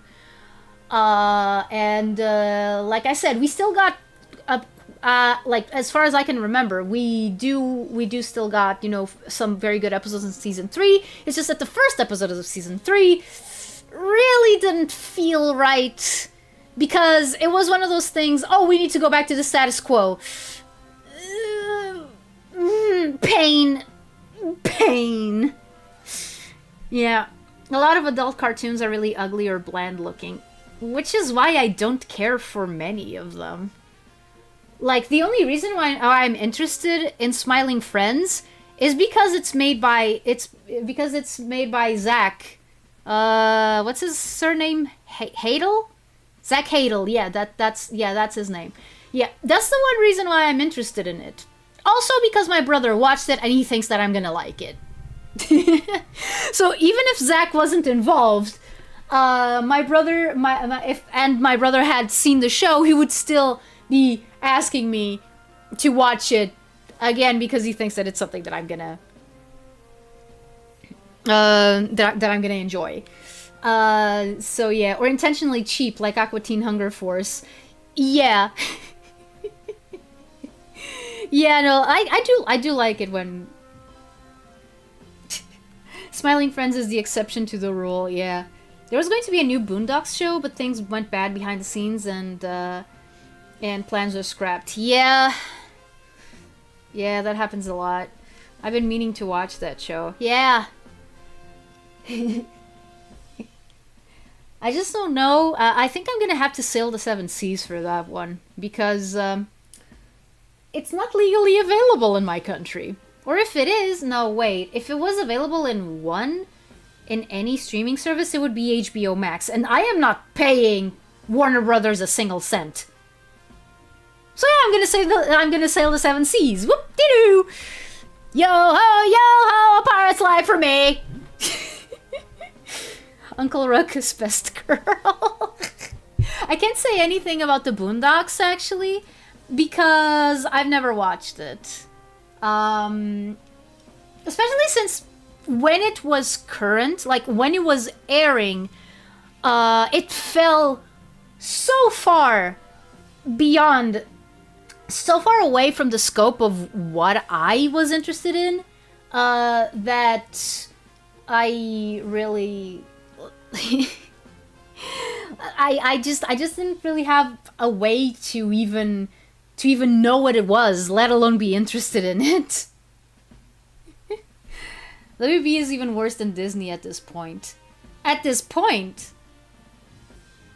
My dude, they have always been worse than Disney. They had just been worse in different ways. Okay. There's one of the reasons why I absolutely love the Looney Tunes is that they were made under so much hardship. Because Warner Brothers' executives were always bad. Always bad. We are talking ever since the beginning of WB. They were always bad. People have always had a tough time working under WB. Like, I can't really say for, you know, the early years of the company, because that's like 1910s, and I don't know about what working for Warner Brothers was like in the 1910s. But I can definitely tell you that, one, they only got into the animation business because they saw that Disney was making big money out of it, which means that they pretty much let their animators do whatever they wanted. And things went better when they didn't stick their noses in there. And we're talking in the 30s. In the 30s and 40s. Like, what people usually call the golden age of Looney Tunes. Yeah, that was because the executives at that time did not care about what the animators were doing. They just wanted a quick buck. They just wanted a quick buck to compete with Disney. So yeah. And they've always been like that. The people have changed, but the overall company, the overall company culture hasn't. And you can see this, throughout the decades. Look at Warner Brothers' input during the 60s, 70s, 80s, 90s. You can see this happening. Why was Space Jam not as good as it could have been? Because it was an executive product. Because there were executives dictating how things should be done. Also, why Looney Tunes Back in Action kind of went a little bit off the rails. Like, the intentions were super noble, but ultimately we did not end up with the best possible version of what that movie could have been. The last season of the Boondocks was pretty terrible anyway. It was so freaking funny. A lot of adult cartoons start off well or with promise, like The Simpsons. And this one, Secret Service show, that was pretty cool, good, but ended too soon. A lot of others are just surprisingly childish. Yeah. The Three Stooges cast put up with a ton of abuse throughout the years. Yep. There you go. WB has been falling off and losing money lately. And I wonder why that is. I don't know, like, they've always had enough money to back themselves up again, because that's what I see with Warner Brothers. They have a lot of money but no idea how to use it properly. Hence why you can get some amazing stuff out of their studios, but also feel like everyone that works there is trapped. It's weird. Neither of the Space Jam movies were good. They felt like pandering to their respective eras. The story, I need to look more into this, but the story of Looney Tunes Back in Action and how it came to be is actually kind of tragic. I don't remember exactly how it was tragic, what exactly happened, but I do know that when it was greenlit, when it was being made, you know, like in the pre-production and stuff like that, like it was being done with the best of intentions. And then something happened. I don't remember what it was. Like, even the director only finished it because he felt like he owed someone something. And I And unfortunately, I can't remember what that was. I'm probably gonna look into it and talk about it some other stream. Very corporate and meh. But that money can't last long if they continue like this. I mean, yeah, no, that is true. That is true. Isn't that right, Nemo? he just came in and he's lying behind my office chair. Hi. And he's wondering why the heck are you talking to me? Back in Action flopped pretty badly from what I've heard. Yeah. Yeah, because man, going into Looney Tunes history, like Looney Tunes is such a bittersweet thing to be into, because on one hand you have the glory days of the shorts and stuff and the legacy that they left, but on the other you have the incessant, like the incessant beating and putting down and like just crushing, like systemic crushing of the entire brand that has been done to them over the last 70 years almost at this point. Yeah, 70 years, because like as soon as the 60s rolled in, the Looney Tunes took like a huge fall. I mean, it's called the Dark Age of Animation for a reason, okay? It's called the Dark Age of Animation for a reason. It's not. It wasn't just for Disney. Like for Disney, this kind of matched up with the Xerox era.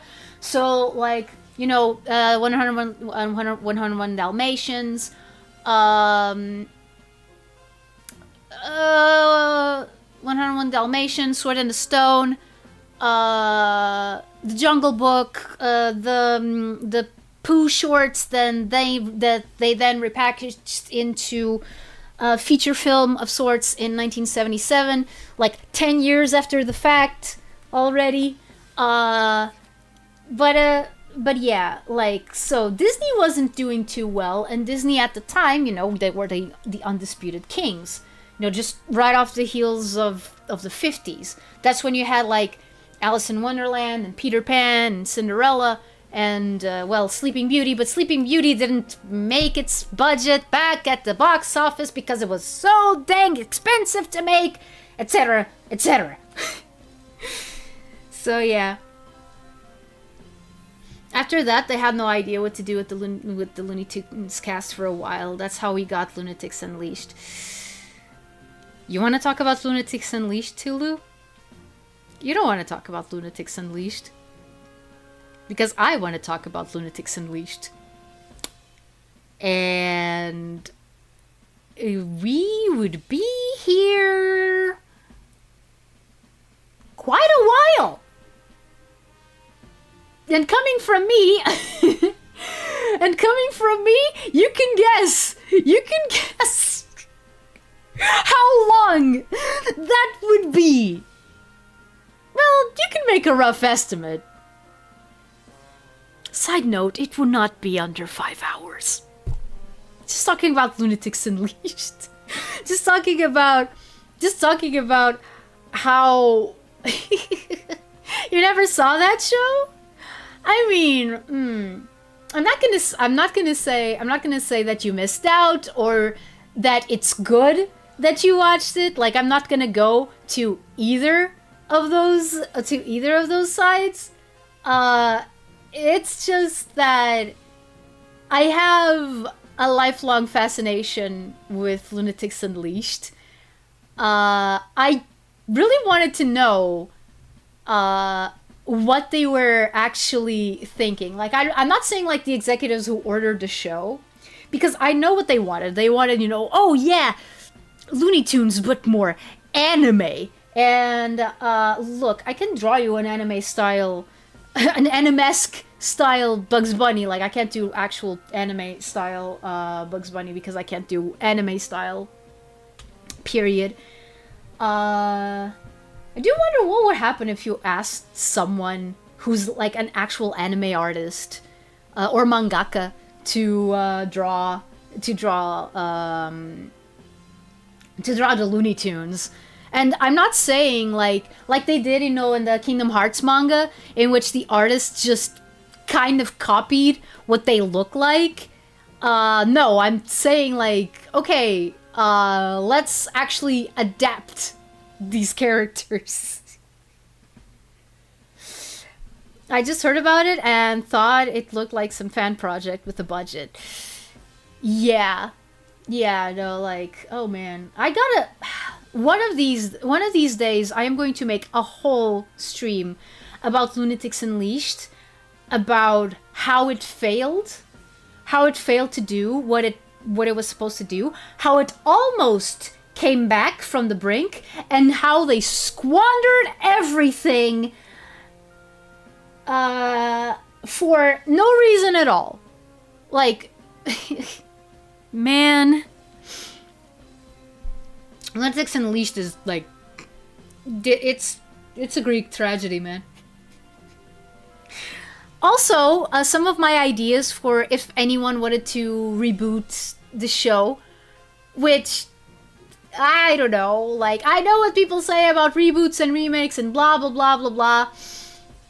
Here's the thing, the second season was better up until a certain point. Then it nosedived. Because, here's the thing, long story short, the second season started out super strong because it was actually giving us what, at least if you were a Looney Tunes fan who's also an action comedy fan, who's one of their favorite genres is action comedy, and one of the reasons why it is because it opens itself up to a lot of possibilities, like even dramatic possibilities, you know, actual drama possibilities. So yeah. Season 1, mediocre. Like, there's no two ways about it. Season 1 was mediocre. Season 2 started off super strong because it was actually trying to be funny. It was actually trying to put the characters in strange situations. It was actually doing character interactions. It was actually doing character-driven stuff. Then at some point during season 2, the showrunner changed. And we went from something that was trying to, okay, yeah, no, this is an action show, but it's also the Looney Tunes, so let's use that to our advantage. It changed from that to someone who really did not like a couple of Looney Tunes and kind of wanted to see them dead. Either wanted to see them dead or hated them. Like, I don't know. Like, all I'm gonna say is that whoever was handed the second part of season 2 really did not like Porky, really did not like Granny, really did not like, I don't remember if they liked Tweety or not. I think that they kind of did, but also not. But I remember that they hated Porky and Granny. Like, and there were probably others that I'm not remembering right now. I think that their opinion on Sylvester was kind of meh. And I'm saying all of this, and I'm saying all of this because you can tell in the way that they wrote the characters that they just wanted to punish them for something. Like, I don't know, because if... I don't know. Why does fiction have to put up with invasive writers? Evil cannot create, it can only corrupt. Yeah. Yeah, no. I think that a lot of, like you put it, invasive writers, the thing is that I don't know, like, these people, these are people who kind of take wish fulfillment a little too far. Wish fulfillment, ego, stuff like that. I'm gonna be honest, sometimes I'm afraid that with some of the stories that I want to tell, that I lapse into that, because with a lot of things that I want to write, I actually want to put in my own experiences and my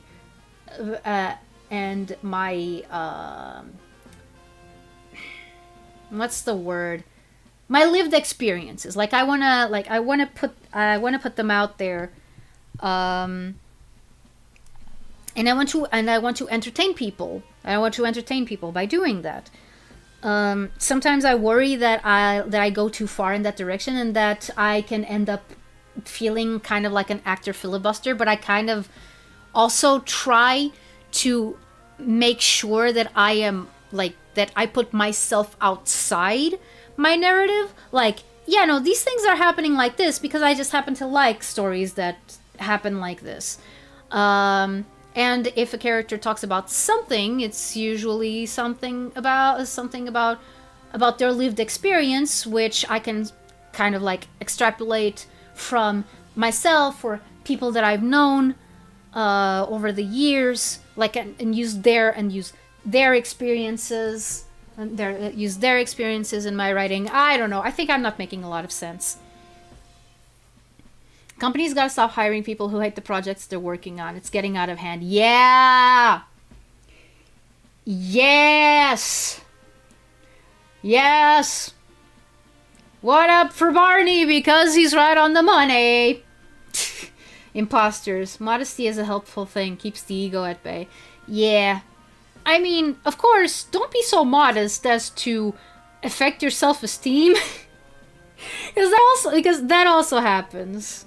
That also happens. I know some people who do some amazing work, and then they never give themselves the credit that they themselves deserve. And that affects their self-esteem like a lot. So, yeah. I kind of get what I'm trying to say. Yeah, that's good. That's good. Also, I'm just going to... Okay, before I go in, I'm just going to say this because the conversation shifted a little bit into, like, writing and stuff. And you may have seen in some of my posts that I bought a Blu-ray of the series Anohana, the flower we saw that day. That is a huge problem many artists have. Yeah, no, true. And I noticed that the place where where the story happens is a real place in Japan. And I looked at that and I was like, man, like,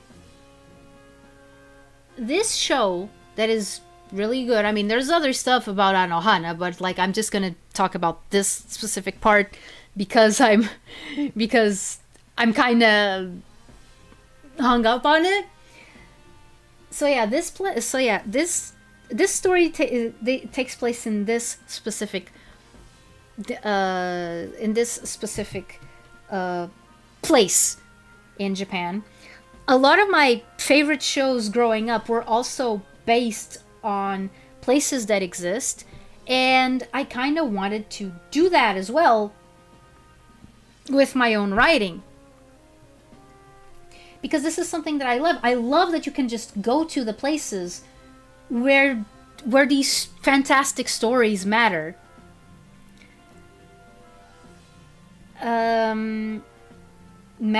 Happen. Where these fantastic stories happen. And it's like, and I find myself because of what other people have said, because of, well, the fact that I'm a VTuber, I kind of go like, I can't. And it sucks that I can't. I can't talk about my hometown. I can't set a work there, because that would be tantamount to doxing myself almost. I mean, that's the VTuber part. The other part is people saying, "Oh, that shows laziness. Oh, that shows lack of creativity." Nobody says anything about the crap ton of works that are set in Lisbon. Apparently, if you set your work in Lisbon, it's 100% okay. The problem is that most things that are set in Lisbon are soap operas and series that, honestly, I don't know who gives two diddlies about, honestly. Yeah, to find a balance with connecting with your work, but not too distant or attached to your work, where it only harms you and those that might be fans of your work, like Persona. Yeah. Yeah, no, Persona is another one. I mean, I don't know if Inaba actually exists. I don't think it does. But yeah, like, but Persona 5 is actually based on actual Tokyo. So yeah, yet another work that, yeah. So yeah, sometimes I think about that. Sometimes I think about that a lot. And it does make me a little bit sad, because it's, I don't know. I've been I gotta stop. Kamado has been doing this motion for way too long. But yeah, no, I am gonna say that it is something that I struggle with. Especially, like, for example, when I'm talking about, that book that I wanted to write, I'm going to be 100% open and honest. I am not sure if I like where it's going. Like, there's something about it that makes me like, this isn't what I want to put out there. And I had that feeling in the later stages of my other project, the one that went defunct when I started my VTubing stuff. Well, it actually went defunct a lot earlier than that. But yeah, like, I don't know. I just can't seem to make it something that I actually want to do. Like, there's something missing, or there's something that's too much. I don't know. It's one of those things that it's hard to put into words how you feel, because you're not even sure what you feel. I think there's a way to write a fantastic story based on your hometown where it's interesting and doesn't inherently dox you. I mean, yeah, probably. Also, I think Inaba might be a real place, or at least based on a real place. Are those two statements connected? Because if so, then yeah, that is one possibility. Hello, Jonathan. Welcome. Yeah. Man. Things have been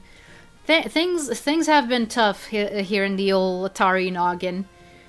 I can't wait. I can't wait until all of this rough patch passes, so I can just be myself again. I can just do this and be like.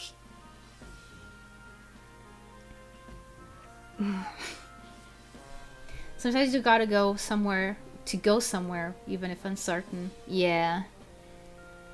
If nothing, at least to figure out if that's where you want to be or not. Please don't, Jonathan. Please don't.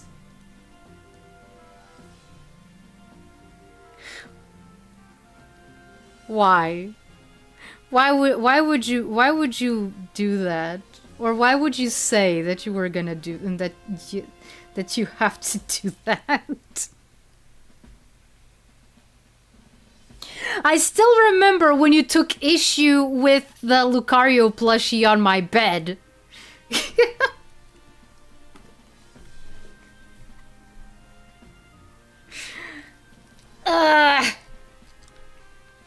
Okay, back to... Speaking of Lucario, back to Pokemon.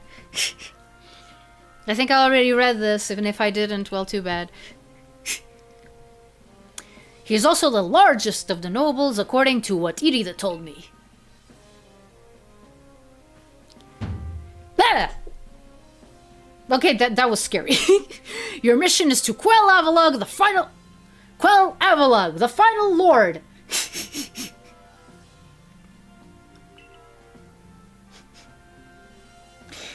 Oh, man.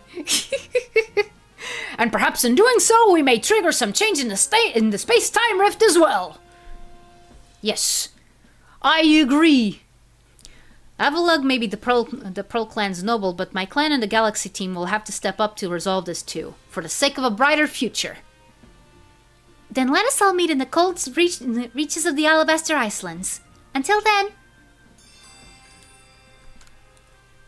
Oh, I forgot to activate the guide. Does that change? Okay. No matter how many of these friends... Okay, yeah, Kamado, you're going to tell me that no matter what good I do, you still don't trust me because I am stinky, filthy outsider. I'm a baka gaijin. I'm a baka gaijin. A forasteiro, a man out of town, and I do not deserve respect. Yup. He's laying it on so thick. Holy crap.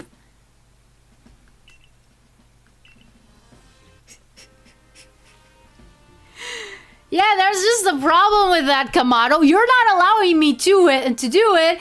In fact, no matter what I do, you still come to me with the same thing. Oh, no matter what good you did, you're still a stranger to our world.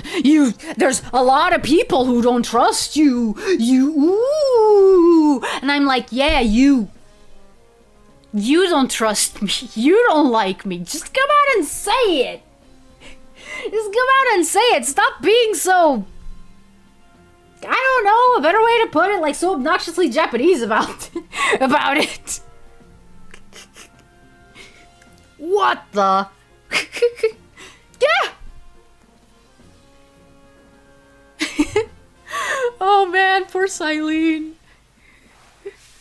Abra, teleport this Wurmple outside at once!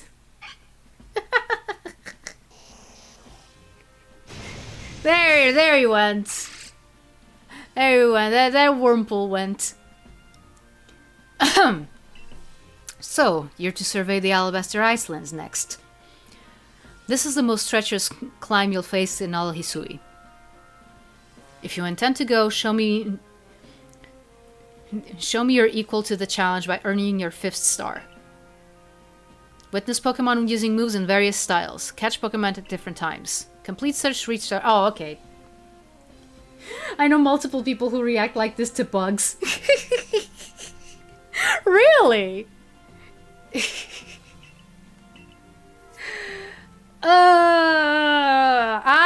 I suspected that I didn't have enough stars to do this yet. But first let me see if I can still get my teal clothes. I can! Haha!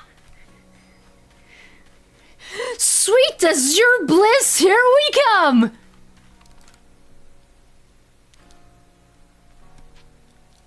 Yeah! Yeah, it can! Yes, yes, I do have all of that, Anthe. Don't worry, I'll get them for you. I'll get them for you. I've waited for this moment for so long. I waited for this moment for so long. Move one.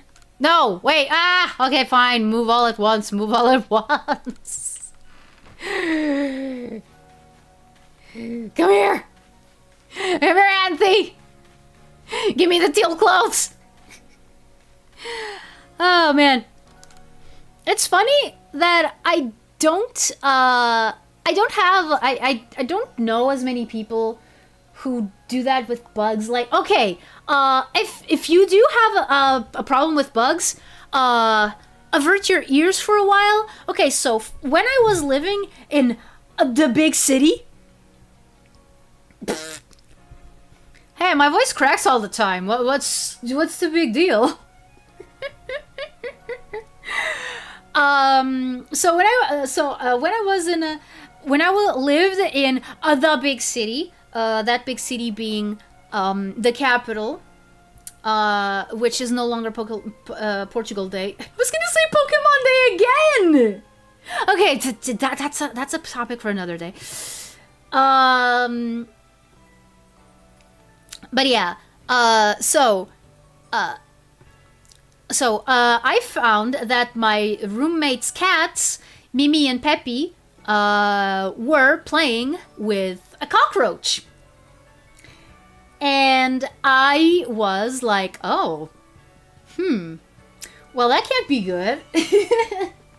Not the fact that the cats are playing with the cockroach, the fact that there was a cockroach. But I was kind of chill about it. I was like, okay. I don't think that cockroaches are a sign of a very clean household. But like when I told my housemates about it, they freaked out. And one of them was like a 50-year-old man. They just freaked out over the possibility of finding a cockroach. And I was like, oh, okay. I knew it was bad. I didn't know that was that bad. Okay. So, yeah. About your request, I have your shards. Yes. Yes, I have your shards.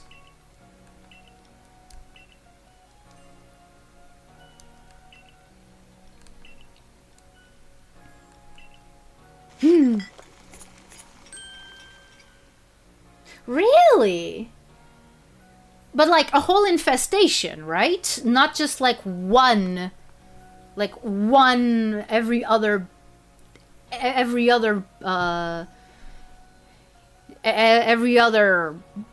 time. He was probably right.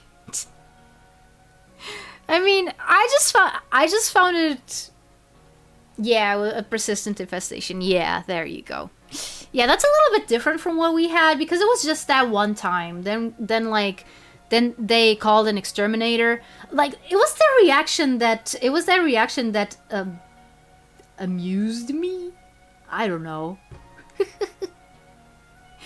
Like basically, I expected like a reaction with like cockroaches. Well, that's not good. I didn't expect like a full-on freak out.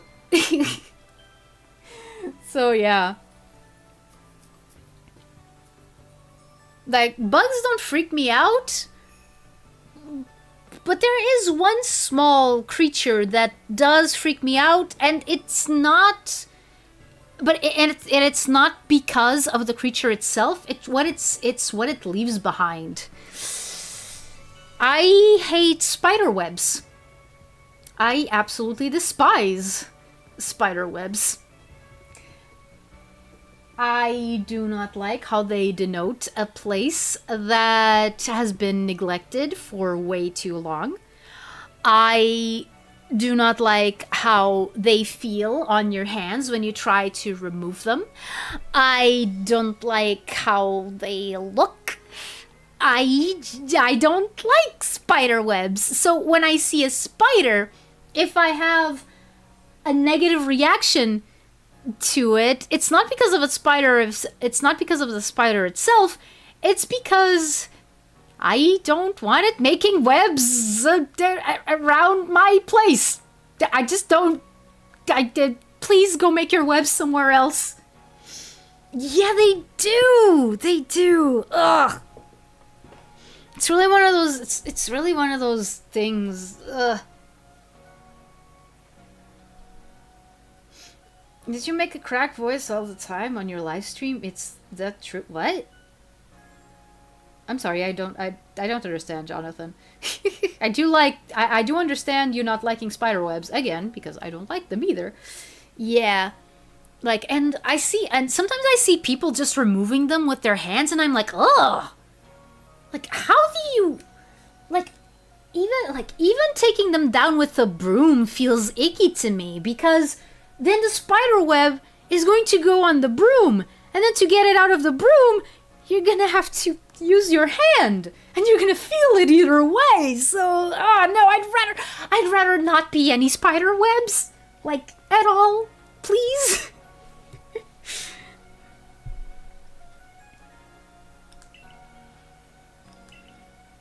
Yay! I finally. Did you saw spiders at my home? Sometimes, yes. Sometimes I have seen spiders. There was this, a couple of times I've found spiders in my room. Other times, oh, dude, there was one time, but that was pretty close to when we moved to this house, in my hometown, where my brother found a huge spider in the bathtub. Like, it obviously crawled up from the piping. But it was like, how much is this?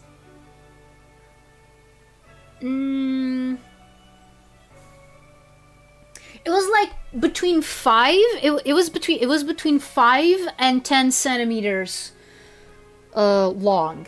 That's about 2 to 3 inches, I think. 2 to 3 inches long.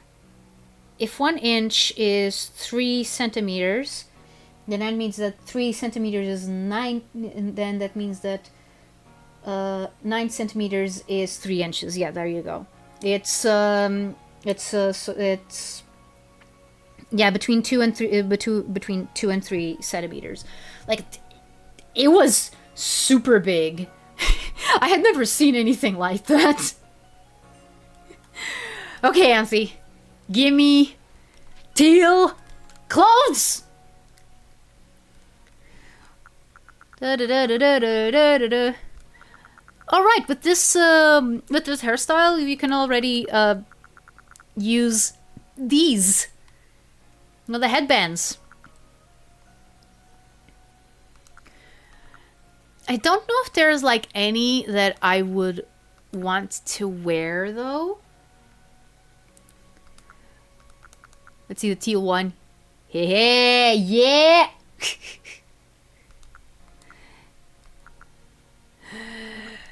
We finally have teal. Oh wait, do we have? Yeah, there we go. Pink. Haha. How does the metric system work? That's a weird question to someone who's been using the metric system all their lives.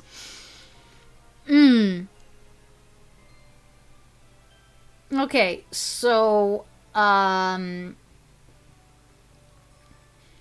centimeter is about 1/3 of an inch. 10 centimeters is close to 9 inches.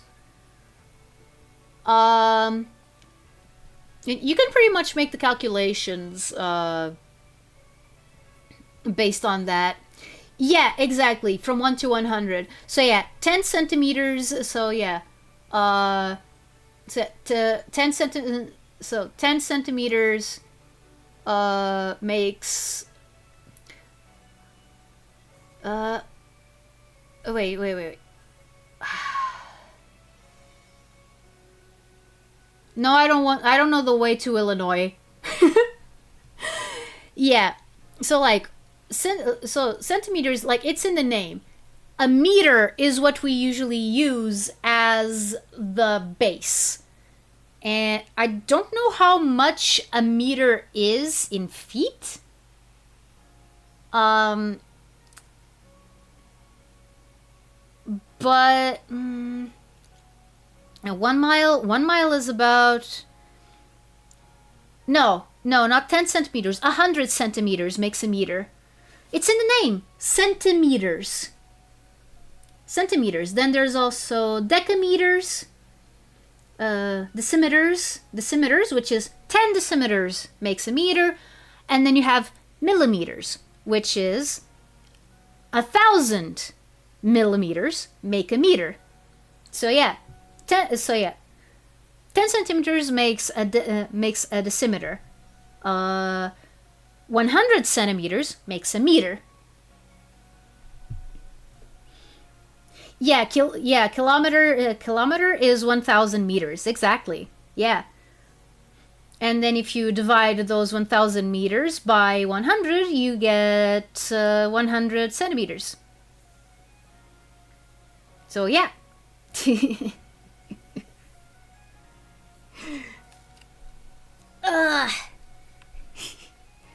But yeah, it's all like, this is why when people are used to the metric system, they look at the imperial system and they go like, eh?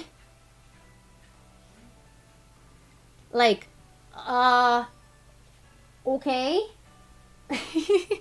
Okay, so some inches make a foot, and 1 foot, and some feet make a yard, but they're not like set numbers. Like for example, if you want to know, okay, so how many meters is 2 kilometer? How many meters is 2 kilometers? 2 kilometers is 2,000 meters. There you go, easy. We only use the metric system for bullets here. Yeah, I've heard that Canada is even weirder when it comes to that. Thank you very much. I gotta go back to 3rd grade. No problem. See, there you go. 12 inches is a foot. 12 inches is a foot. Okay, so I have to think, instead of like 10, which is what I would usually think with my metric system brain. So yeah, why is it 12 and not 10? Oh, because it just isn't. Because it just isn't. And I'm like, okay.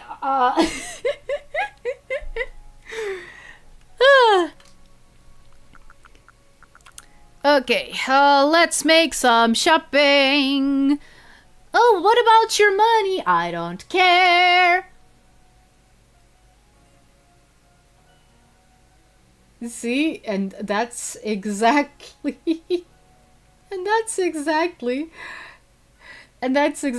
why we have the trouble that we have.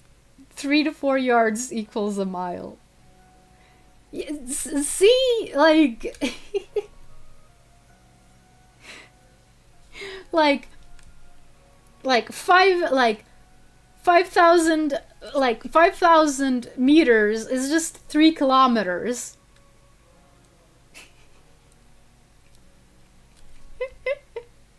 Yeah, a yard is 3 feet, which is almost a meter. Yeah.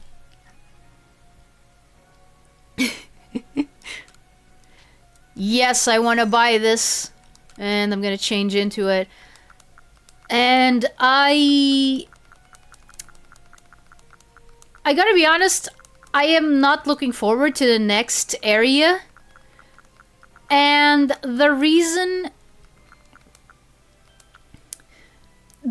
why is because, yeah, they give you this. Like, they give you this outfit, to, you know, brave the cold weather and stuff, but I'm like, I don't really like it. I don't really like it all that much.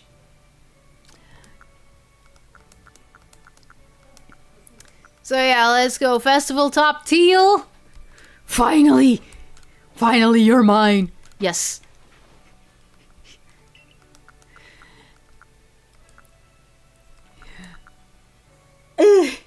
Gets pretty...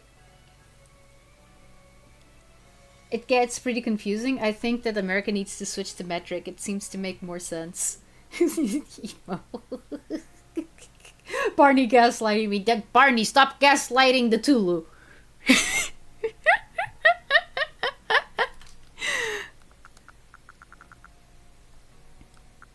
Okay, as for pants, I do like the shorts that I had. I'm going to get something later that I can use so as to not seem like I'm how can I put this? The kimono is nice too. I don't know if you get teal. Like what kimono? Like I got, wait a second. Tailored suit, tailored suit, tailored suit. Oh, I do have the karate gi. Oh, hey, I'm pink. I'm the Pink Ranger. You know, I don't think. I don't think that I have like a. In America, L'Oreal from McDonald's is called a quarter pound. Wait.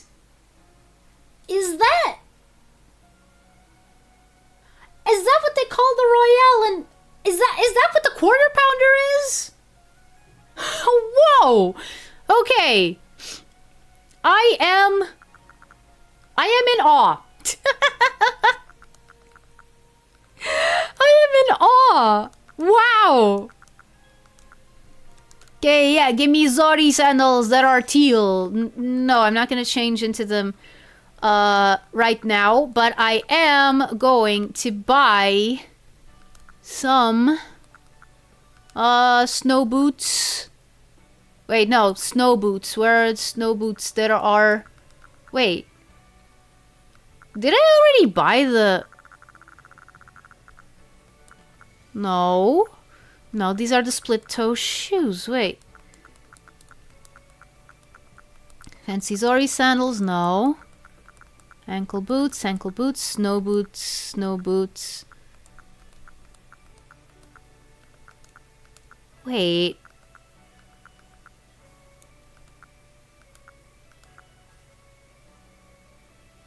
What? Why? Why are there...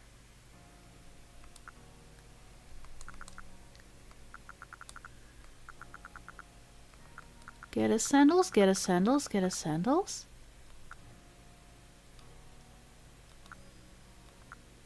Sorry, sandals.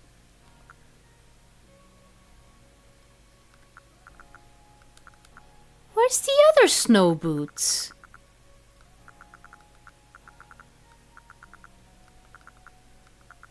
This is... No. No. I'm not imagining things. I'm not imagining things. There were not only like two.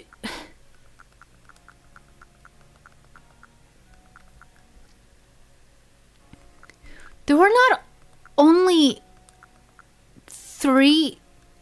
Did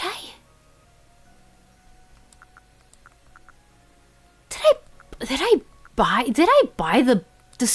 the white snow boots? But even still, no snow boots, scarlet chartreuse, and Zelia. What's going?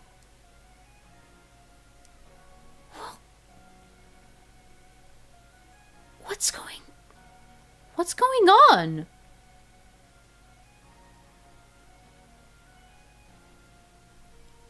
I wanted these boots, but with the white fluff. And they're not here? Like there's only 3? But I know that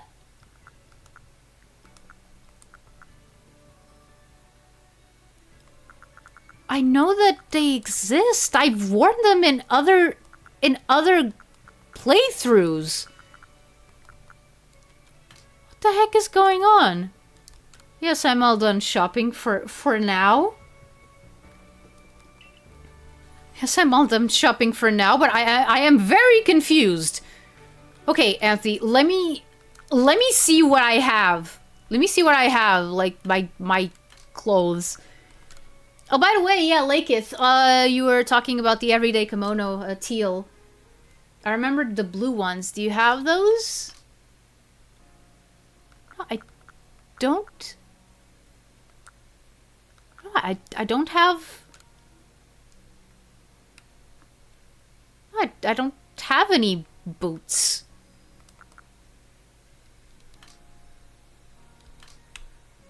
I don't have any. What?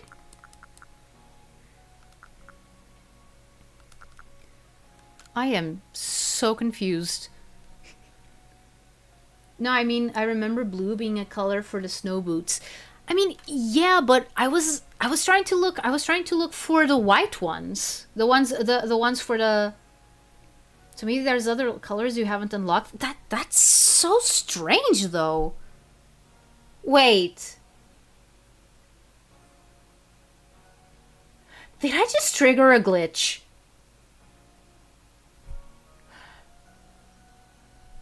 I just had a thought. These outfits become available when you're about to go to the Alabaster Icelands. The game was not expecting me not to have met the requirements to become a 5th star. So maybe those colors, like these are the colors that I got because I did the quest. But in actuality,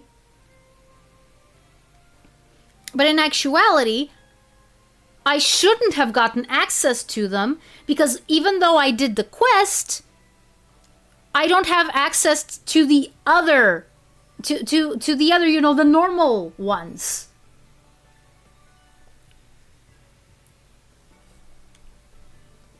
That's... Wow. Wow, game. Wow.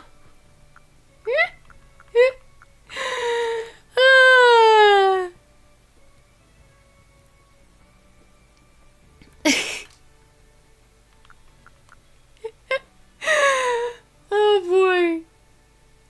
The sequence breaking in Pokemon seems weird.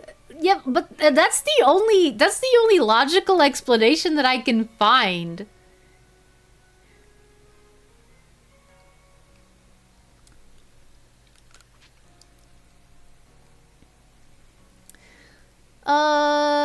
Okay.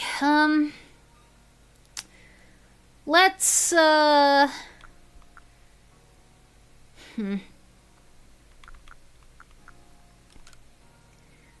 Oh wait, no. You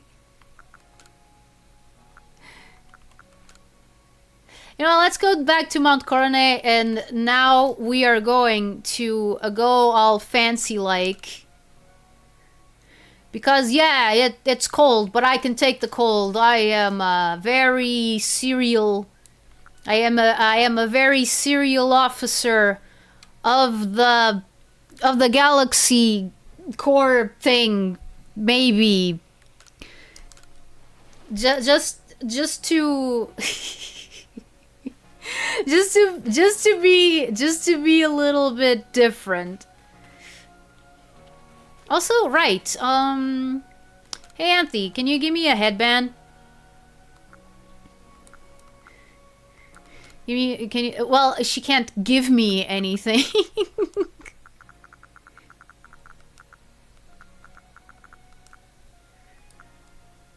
Okay.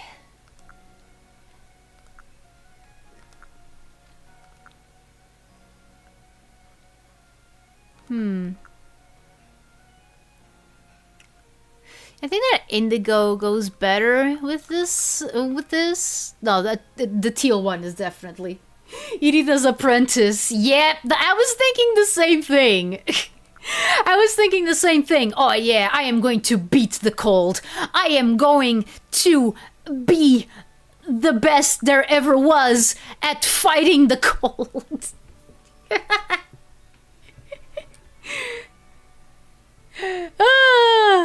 Okay. Yeah, let's try this style. Let's try this style going forward. Also, right, since I have to fulfill a little bit more.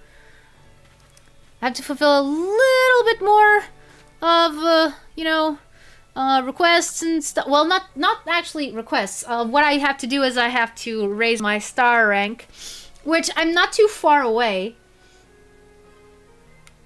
Is this a male? Define this. Deutsch unbesiegbat. Like, which male are you talking about? What did I...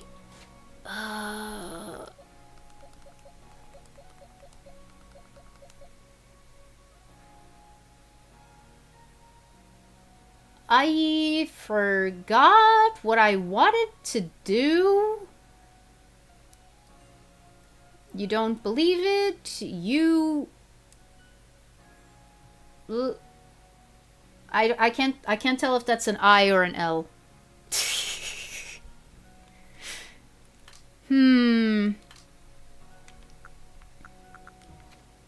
What did I want to do?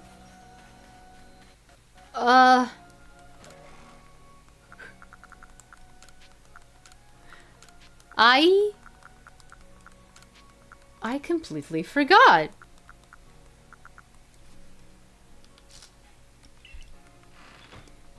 I completely forgot. I accidentally put that in. Oh, okay. That's fine.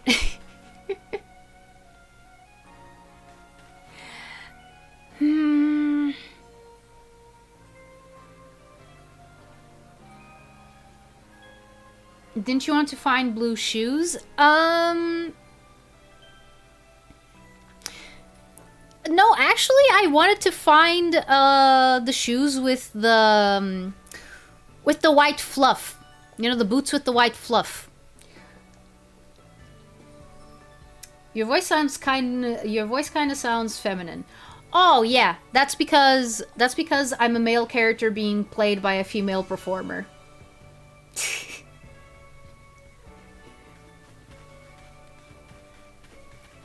That's the easiest way that I can explain to you. Kind of like Bar. Yeah, exactly. Thanks, Barney. No, seriously, I remembered something that I wanted to do to up my star rank, but then I forgot. Was it going to Mount Coronet still and try to find let's Yeah, it is definitely game over if I can just completely forget what I was doing at the drop of a hat.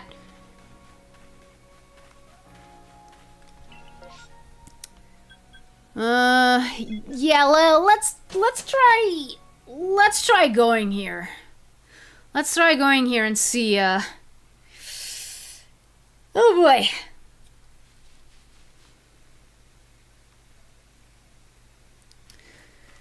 Okay, so what can I do to up my rank a little bit? I can catch some Pokemon. But hopefully, but it would be better to catch some Pokemon that I don't already have Pokédex entries for yet. Yeah, we're going to a nice place. Oh, a nice place. Cool. Nice.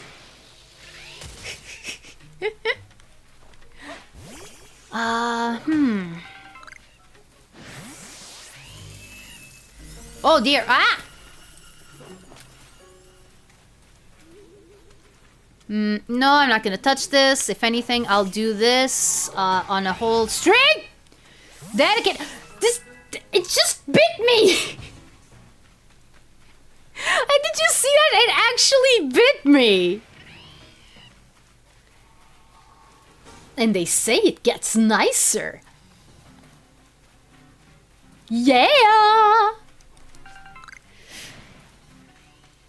No, I already have Yanmas. You know what? Maybe I should just fly to the other camp. Maybe that's closer to where I'll find some actually new Pokemon. Because if I'm just here going around trying to find, oh right, here in the Sacred Plaza there's Voltorbs. I could catch one. Dooby dooby dooby doo. Let's go try to catch a Voltorb. And hopefully nothing bad is gonna happen. And it's going to be very cool. And I'm going to be able to get my 5th star. Good looking PS2 game. I know, right? The technology is so amazing. It's like so ahead of its time. Can you believe this came out in 2004? Oh, dang it. Wait. Oh, stop biting me. Oh. Look, I didn't want to have to fight you, but okay, fine. Fine. You want to fight so badly? Here. Have a leaf blade to the head. I'm sorry.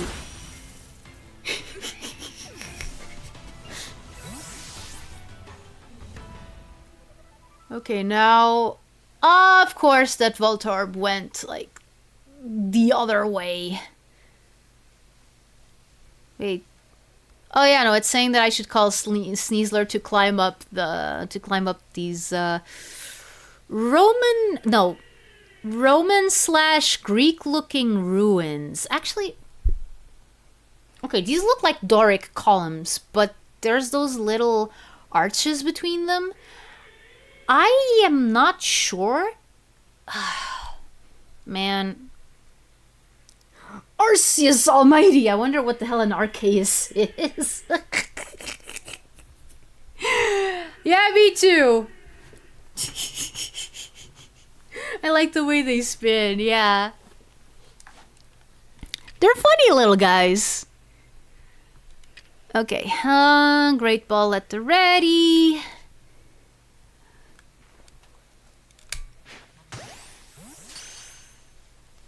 Come on, please stay in there. Yay! I caught a Voltorb. I caught a Voltorb. Okay. It respawned immediately. Now, if someone made a fan-made Pokemon game that looks like a AAA studio level game, I mean, I don't know. Okay, I had this discussion with my brother the other day. He was saying that AAA games are simply games that are made by renowned companies. You know, the places like Capcom, Sony, Insomniac, Game Freak. You know, big-ish companies. Like anything big-ish. Luna? What is it? What, and now you're leaving? The muse died for our sins. Yeah. The number of A's denote budget level. Yeah, there you go. There you go. That was my confusion. Like, because I was under the impression, keep in mind, the first time that I ever heard about AAA games was in 2013. It was 2013. So before that, I didn't even know that there were, different tiers, different A tiers for games. Like, I just did not. I just did not know. I just did not know about those classifications, like 100%. And I told my brother that, look, when you say AAA games, I don't think games like I don't think games like the ones that I usually enjoy. I think of AAA games like I think about your Assassin's Creeds, your Gears of Wars, maybe your Halos, your Elder Scrolls, your Mass Effects, stuff like that. That's what I think of when I think AAA gaming. In fact, it's one of the reasons why I thought like I wasn't interested in games in AAA games, because all the games that I saw being labeled as AAA were games that I was just not interested in. And then I asked him, what? Okay, so according to your logic, Sly Cooper is a AAA game, and he said yes. And I'm like, I find that very hard to believe. No one used that term before Uncharted 2. Indie games would fall under A. Just one A. Yeah, AAA are expensive as hell. Oh yeah, like another example. The Rockstar games. Your GTA's, your Red Dead Redemptions. Yeah, like that's what I thought. That's what I thought AAA games were. And then he looked at me like he couldn't believe that I didn't know that. But now I'm seeing that I was actually more on the money. Like, I asked, what, is Street Fighter a AAA game? And he says yes. And I'm not talking about like Street Fighter 6. I'm talking about like Street Fighter 1.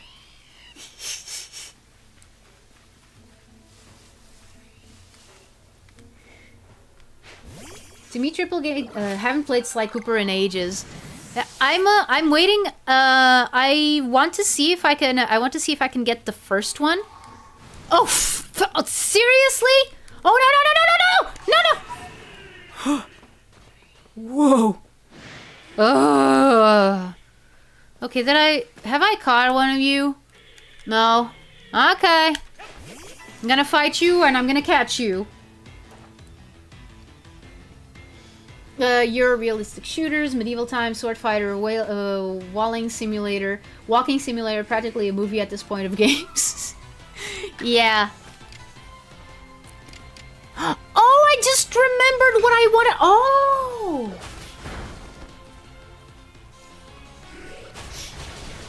I just... What? Gotta get him out of there!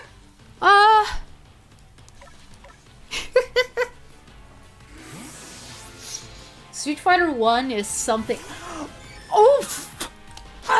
Okay, I said Street Fighter 1, I meant Street Fighter 2. I am so sorry. I'm so sorry.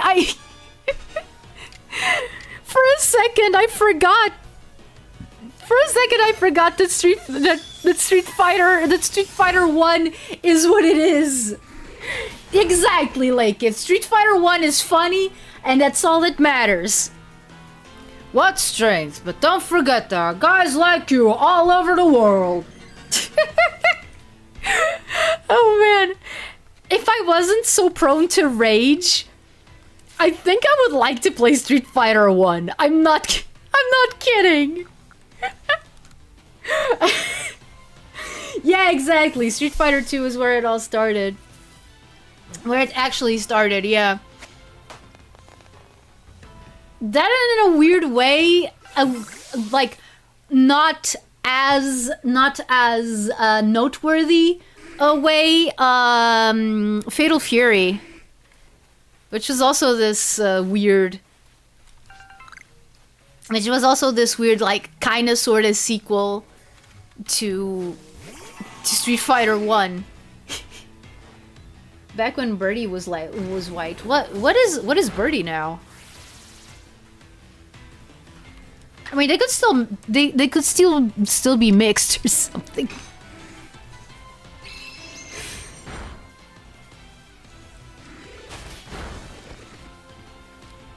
Yeah, so now I actually have to tell my brother. Okay, my chat says that AAA actually denotes the budget of the game, so it is actually closer to what I was saying. You gaslit me, you...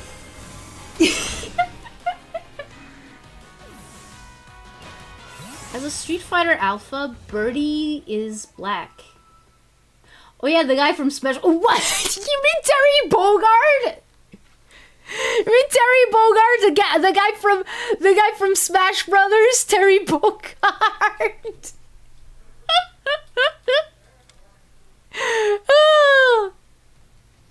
I think people did play Street Fighter 1 though. It was definitely a step up from stuff like Kung Fu Master, not on the level of Street Fighter 2, obviously. No, yeah. Definitely. I do wait a second. Let me check something. That's an SNK character. Who? Terry Bogard? No, he's not. He's from Smash Brothers. What are you talking about, Tulu? He's totally from Smash Brothers. Him and Geese the Goose Howard and Mai Shiranui and the other guy. I forgot his name, but he does kickboxing or Muay Thai or whatever, like that. Joe, his name is Joe, I think. And Andy, they're all Smash Brothers characters. What are you talking about?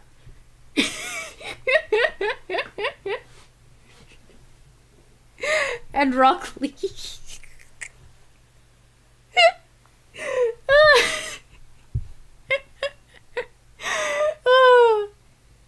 And Goku, yeah.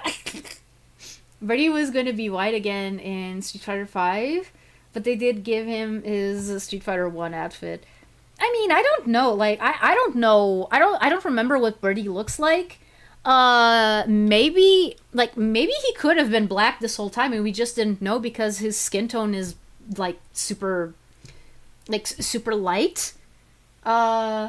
I have known people like that, people who are, you know, either black but with a very light skin tone, or are just straight up mulatto, you know, like, you know, mixed white and black they just happen to have come out with more white features than black. Actually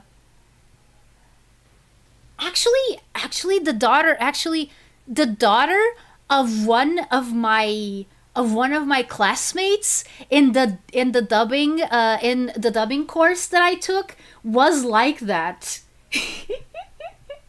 Oh man, and I remember her talking about how hard it was, because it's like this. She came out like light skinned, but her hair is, you know, super curly. It's I don't know what's the correct way to put it, but yeah, no, it's afro hair, you know. And I remember her saying that one of the hardest things, but that she didn't mind at all. She loved learning about it. Was doing her daughter's hair, because her hair is completely straight. So she had no idea how to deal with super curly afro hair. So it was interesting hearing her talk about it, and say, okay, so I had to look at videos and I had to do this and I had to do that. But it's also worth it because she's so happy. They eat quarters for breakfast, lunch, quarters or quarter pounders. Because if you're eating quarters, then you maybe have pica, and you should get that looked at. Birdie has a win quote in SFA saying he was always black, and that he was just sick and pale that time.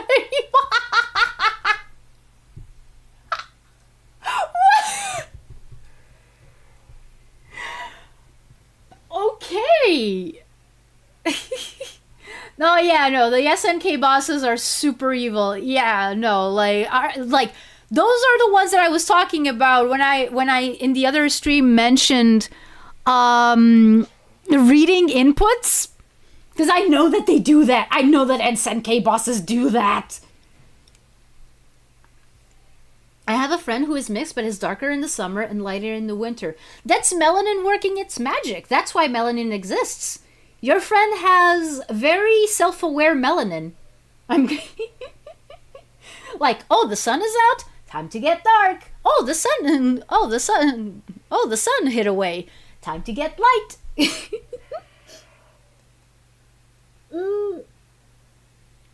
Right, Rugal. Holy crap. Right, I better catch the pseudo-wudo. I'm pretty sure that I haven't seen one before. If I try to throw the ball from here, it's probably gonna hit the tree. Also, he's very, it's a girl. She's awfully still. Huh.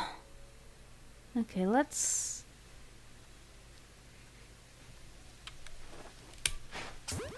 Okay.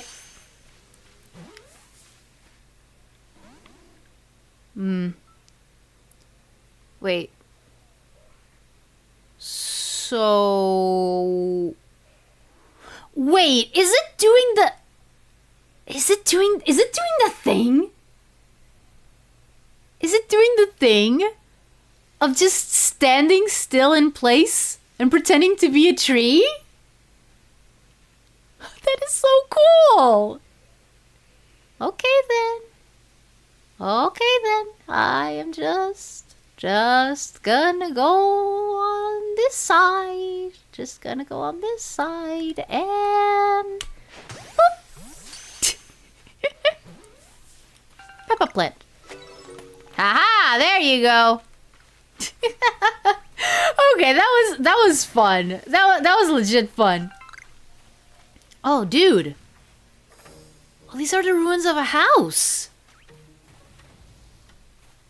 See, this is one thing that kind of, I don't know, like, as much as this game is like, you know, spent in the past and, oh wait, no, that one was empty. Spent in the past and exploring the mysteries of Sinnoh and stuff, like, oh, I'm sorry. I'm also like fascinated because, yeah, no, like these ruins are way older than that. And I think that they do bring up the fact that nobody knows if they were made by Pokemon or humans. I mean, the architecture certainly seems human, but you know how it is with these fictional universes, am I right? Oh, hey, I found Stonehenge.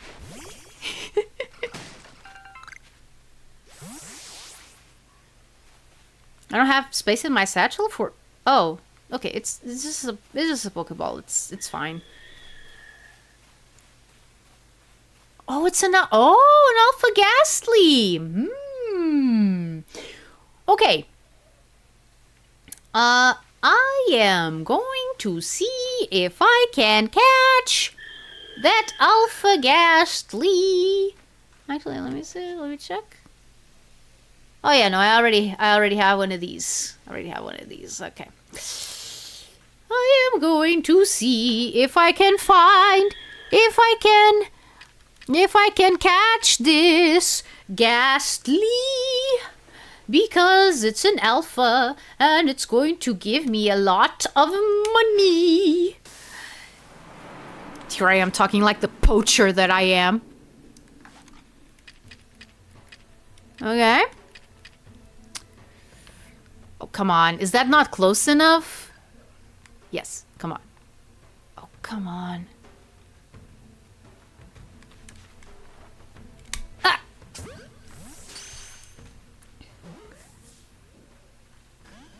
Uh-oh. I mean, if it wants to fight, I think that I can take it. It's just a ghastly. Famous last words.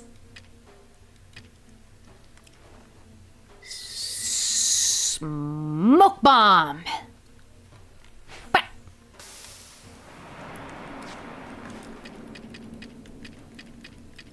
Ah.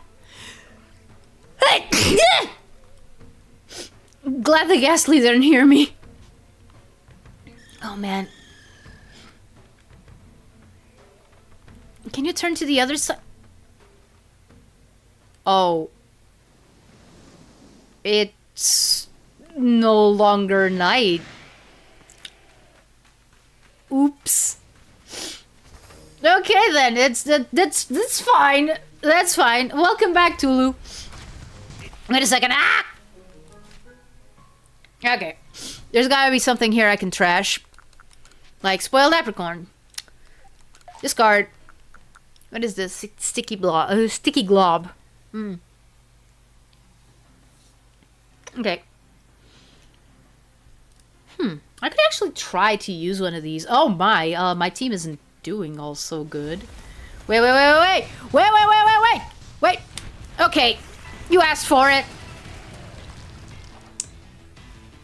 The US version of Super Street Fighter 2 Turbo had a difficulty cranked up to max, regardless of what you set it to. So everyone plays the Japanese version instead. Okay, yeah, no, that makes a lot of sense. Good.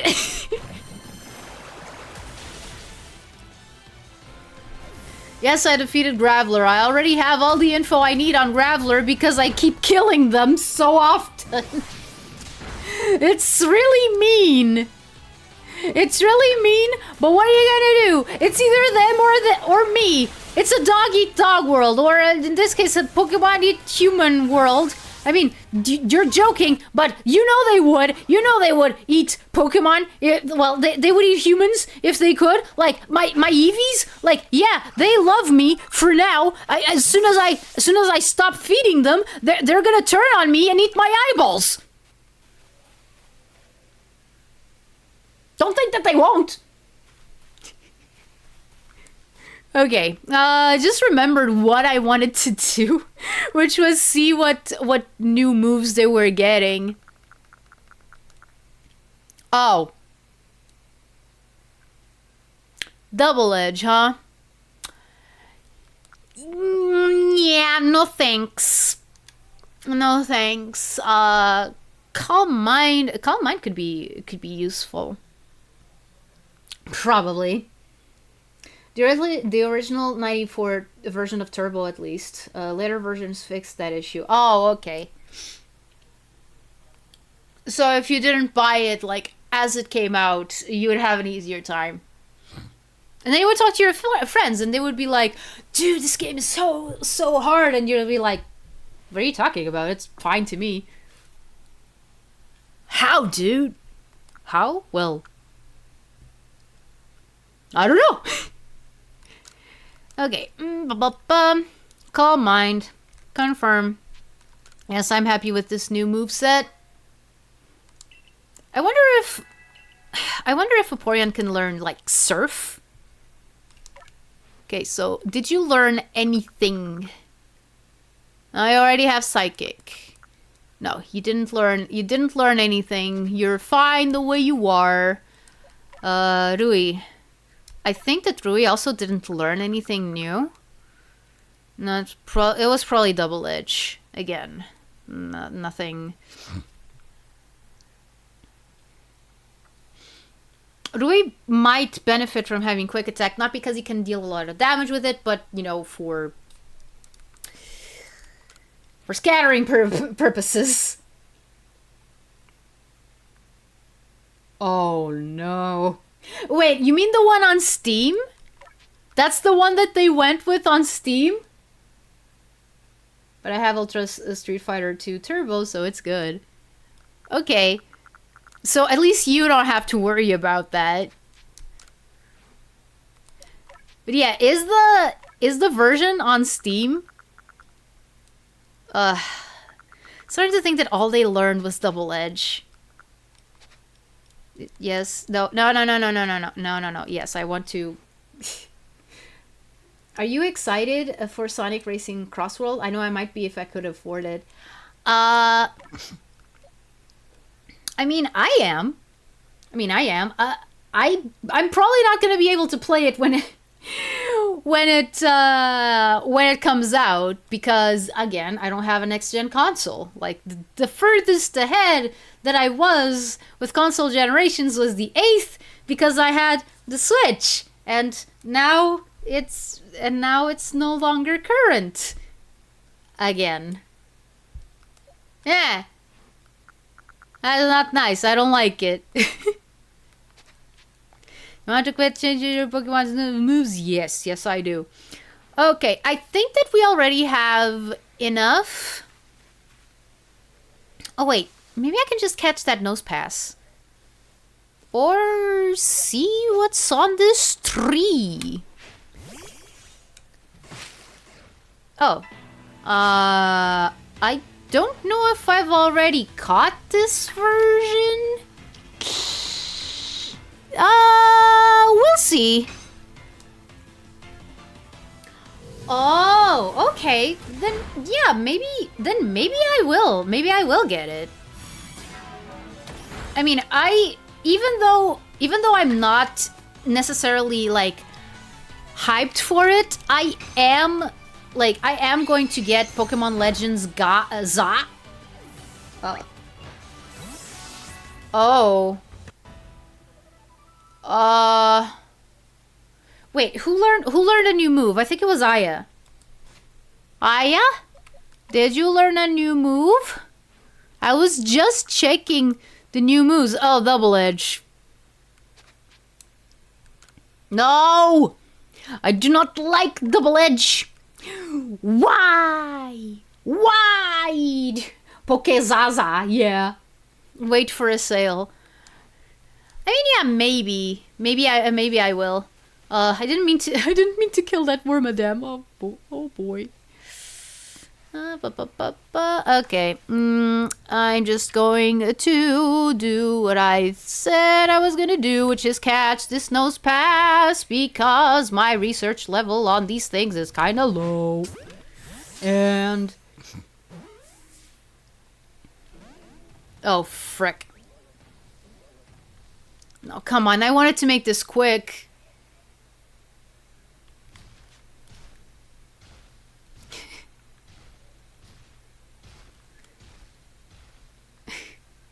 Come on. Please get in there. Okay, thanks. I think that's enough. Let's go to the camp, please, and see if that's enough to earn my star. And then I am going to wait a second. What time it is?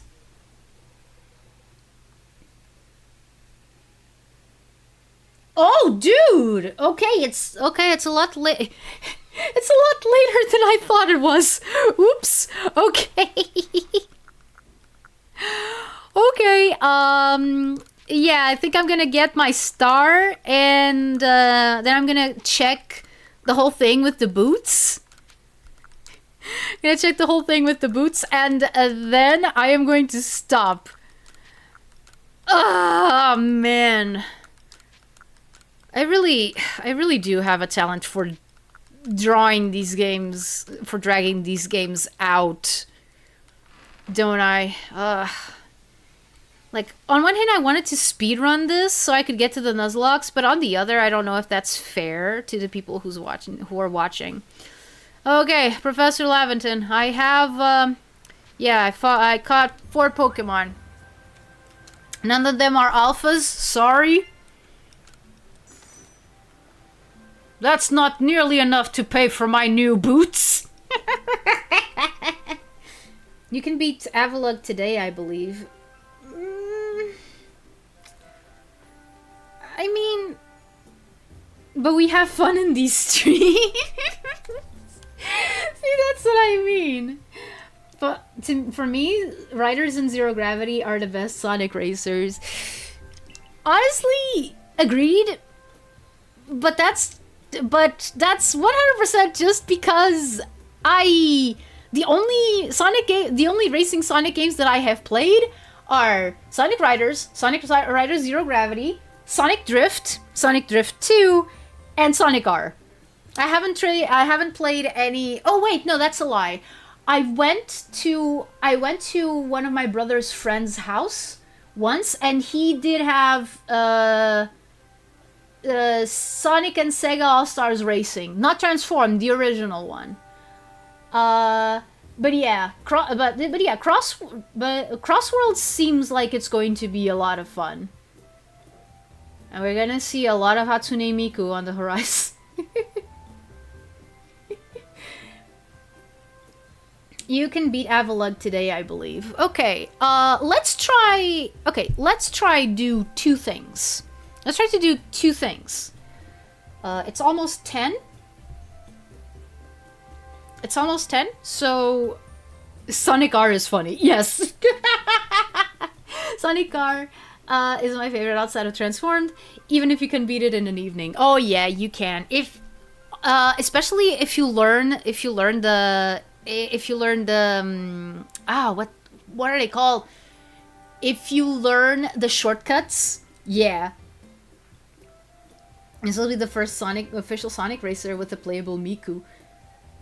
Were there any others? Were there any other Sonic racers with a playable Miku that were like unofficial? I want to try Transformed again. I tried it on mobile years ago, but it really rocked out with me. Yeah. Sometimes it is a matter of the sometimes it is a matter of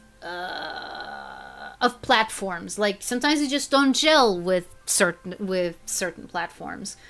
Like I usually bring up Sonic Heroes as an example because the GameCube version, I honestly believe that is a lot more solid than the PS2 version. The PC version, you know, the one that you bought on a disc, that one works fine too. That one works fine too. Like I have no idea why the PS2 version is so jank. It has a... Oh, right. Oh, I've seen Salty DK Dan play that. Yeah.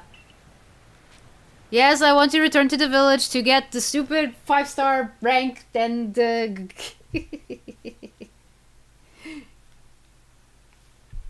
I have also played Team Sonic Racing, and boy, was it a racing game. It's fun, but it doesn't have a lot going on. Yeah.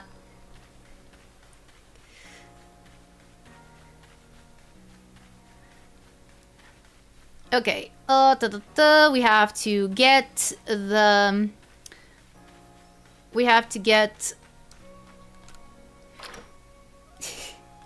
There are better options. Yeah, like, from the little that I know, apparently, from the little that I've been able to gather throughout the internet, through the grapevine, is that the general consensus is that Sonic Racing Transformed is the best one. Yes. Yes, I do have progress. Captain Silene, please. I do like TSR more than Zero G. I have mixed feelings about Zero Gravity. Here's the thing. I like the story of Zero Gravity. If nothing else, because it actually gave Knuckles something to do. Like, related to what he supposedly is.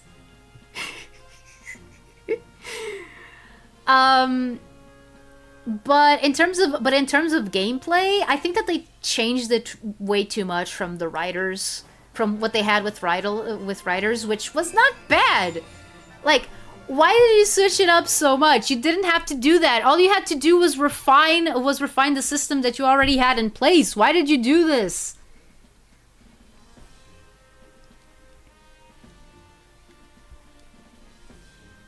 It feels much lower and a bit less balanced. I mean, yeah. I could now use wing balls.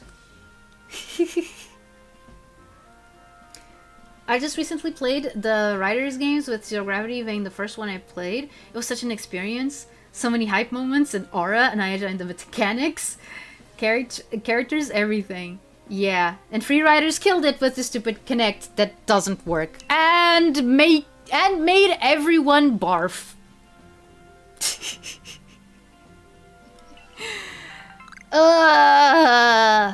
Why?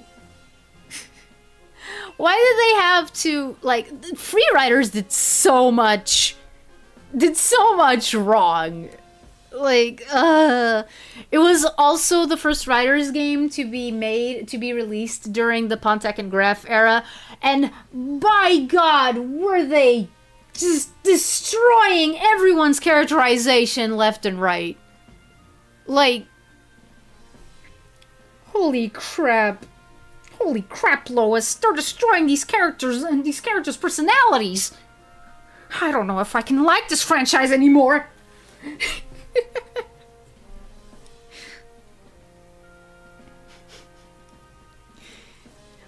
Oh, okay, I think this is plot now.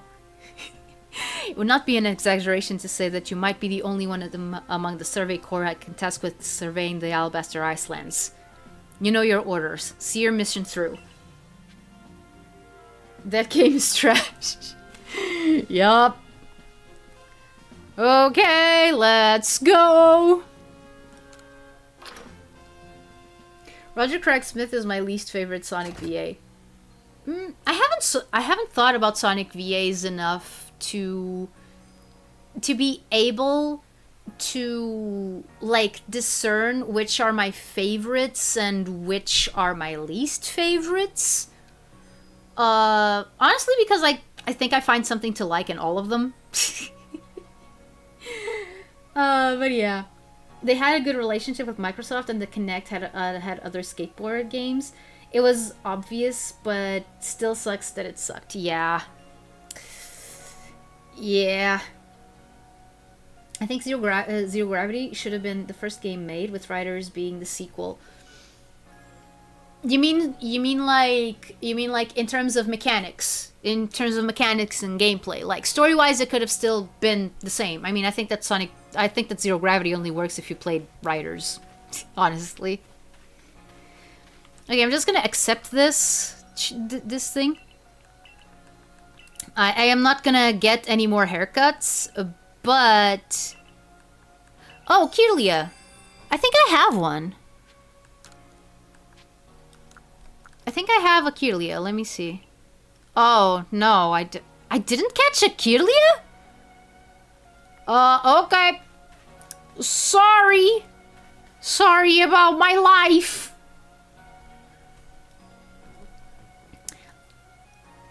Zero G isn't bad, but it feels much slower and watered down than the first one. Zero G already feels like it was the first one. Oh, yeah. I mean in gameplay and mechanics. Okay, yeah, so exactly what I said. Okay, let's see. I think that now...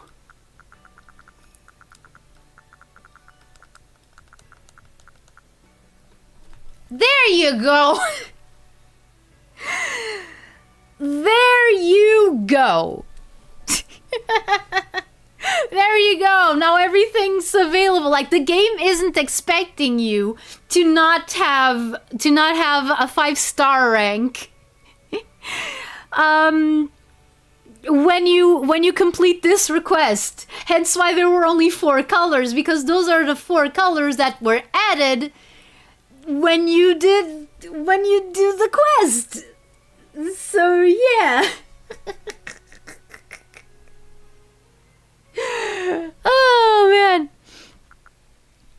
Okay, so we have the snow boots with the white trimming, trims that I wanted, because these actually look like boots that you would see.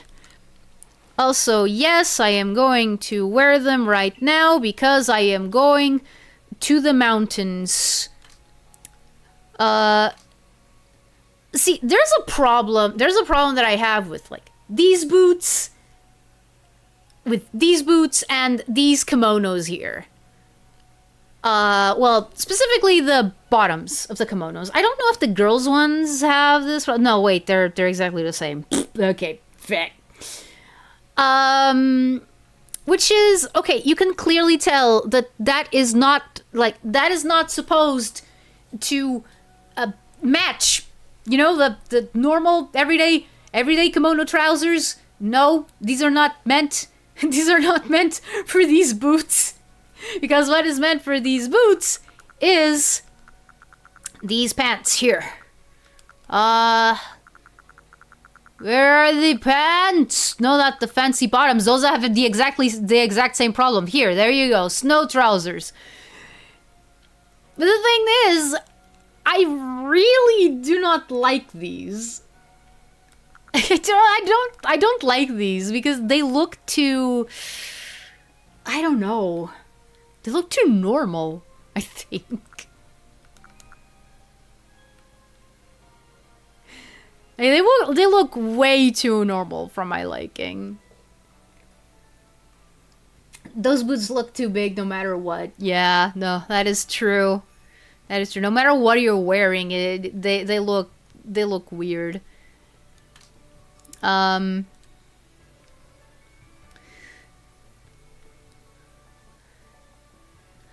Right. I do want to see. Yeah, I'm all done shopping. Now allow me to switch my style a little bit. Yeah, I like the pants you were wearing before. Oh, which ones? Which ones? Like these?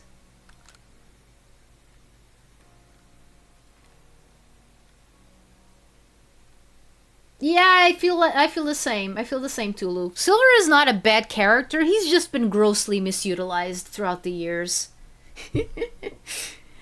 But yeah.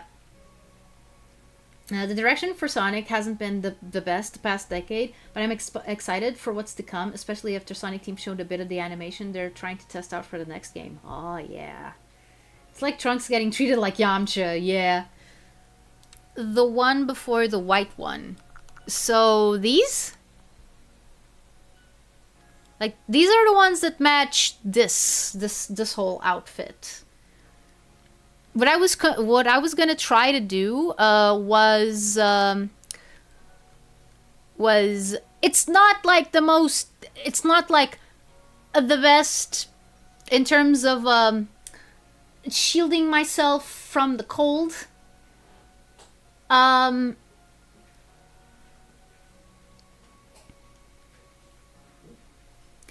Yeah.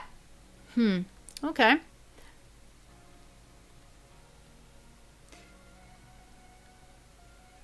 Yeah, it does kind of work, but I am going to try something else.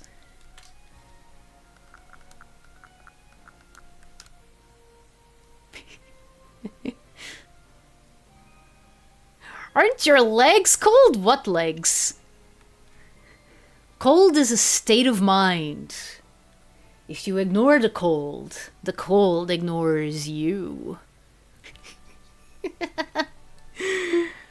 I think that there was one playthrough where I went up to the Alabaster Icelands dressed up like this.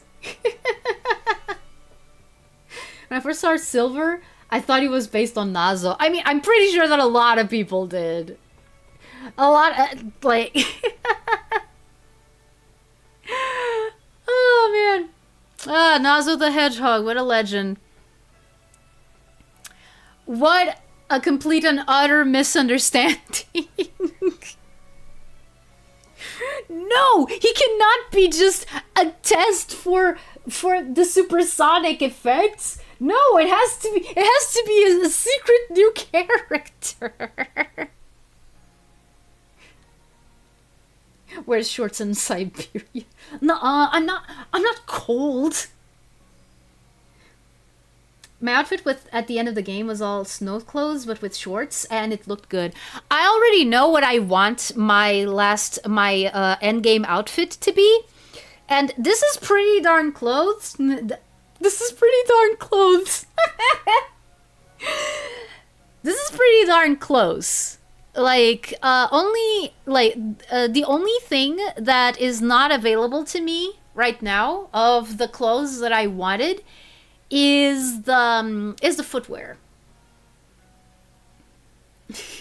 Is Nuzzle like the Fanart version of British Supersonic? I don't know. There was this whole animation that someone made about Nuzzle, and like, you know, taking him seriously and going full blast with the whole, oh yeah, this is a new character and whatnot. But I have never watched it. But I mean, I was around when it when it happened. So actually, okay. Okay, Anthe, I want two other things. Yes. So, I want... Oh wait, no, that's the flat cap, no. I want... Teal headband?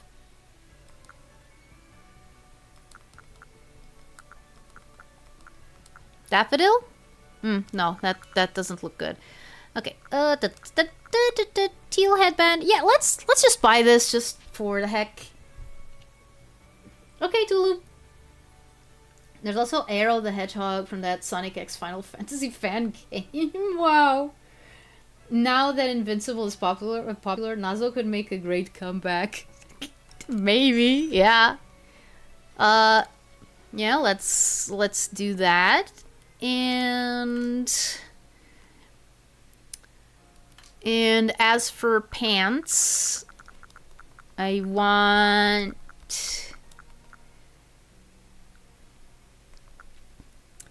Like, I'm not sure if I'm gonna wear these, especially like in my final outfit, because the final outfit that I was mentioning, it has a little bit of basically, it's like the shoes are mostly black. Well, shoes, kind of. I don't want to give too much away. But if you've played this game before, you probably know. You probably know what I'm talking about. Okay. Let's try. Yeah, let's try going like this. Best combo so far, though. Yeah.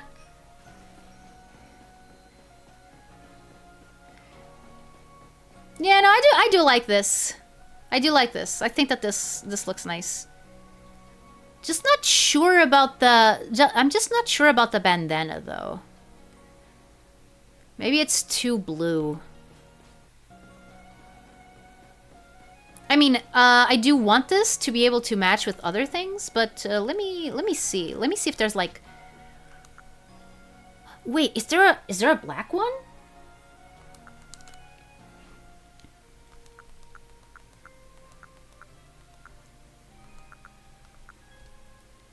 Yeah, there is. And I think that this looks better.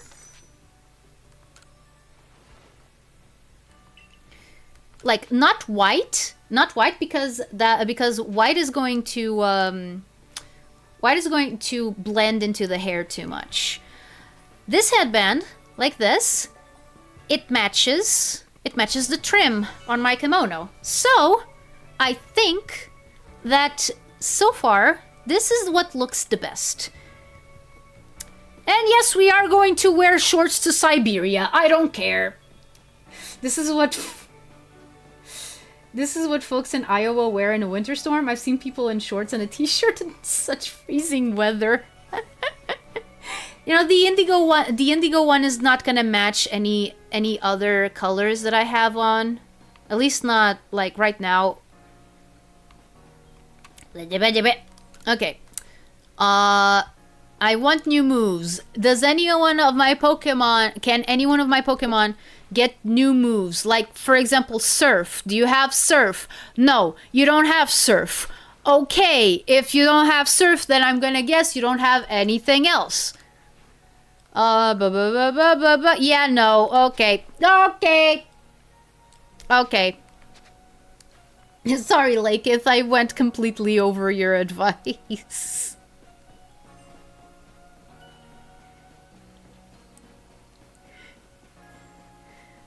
But I do think that this looks... good.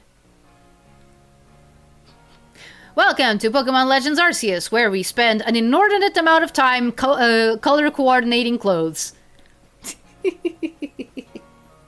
Give it some surfing lessons. Alright, what's your new name? Dang it! Alright, Teakaya, we are going to go to the beach. And you are going to learn to surf, whether you like it or not. Come here, splash! Oh man, okay. Okay, let's just make it. Let me see. Yeah, it's Oh yeah, no, it is black. Okay, guys, what do you have? What do you have for me? So we're to make for the Alabaster Icelands? Yes, that's right. Don't I look spiffy? Yes, I see. Of course, I'm all too aware of the injuries done to some of our good people because of the frenzies of the other nobles. There seemed to be little choice but to intervene. But this Avalugh out on the Alabaster Icelands hasn't harmed a soul, as I hear it. Does it really behoove us to go out of our way to subdue him? If Avalugh's as great and mighty as they say, he could very well cause avalanches. Avalanches don't require any Pokemon's help. They occur perfectly well on their own, you know. I confess I still have my doubts whether we should be even getting involved in this case. No damage has been done so far, but if we send Atari out there, we'll be putting him in danger of real harm. But if the Lord is suffering in its frenzy like people say, then wouldn't it be kinder to quell it? There's simply so much we don't understand when it comes to the noble Pokemon.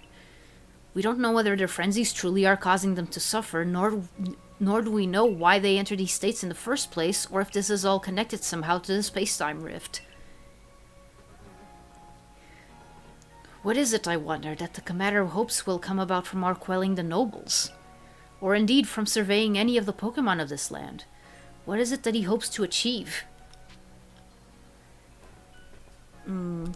Protecting everyone? That seems to be the case.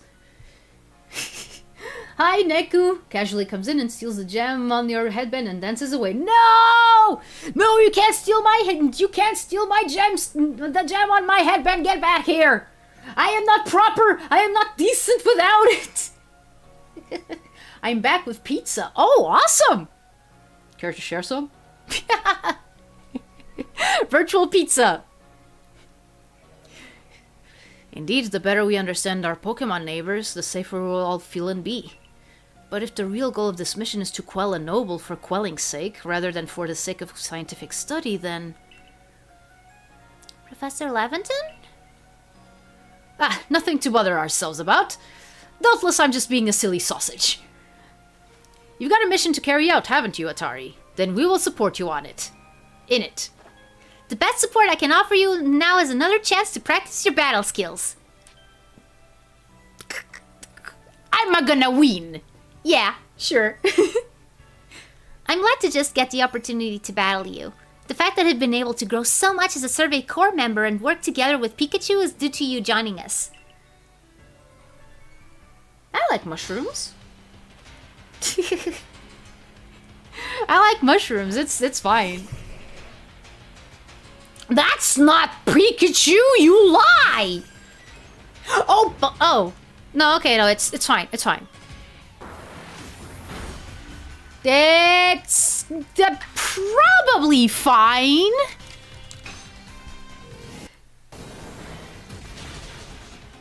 Ah! Really? Really?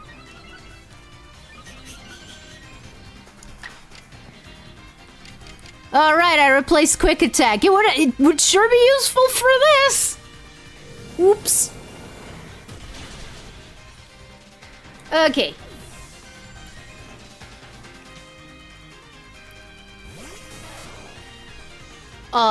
Yeah, Pika, no! Splatters pizza all over screen. Give me a break. If you catch that reference, I love you.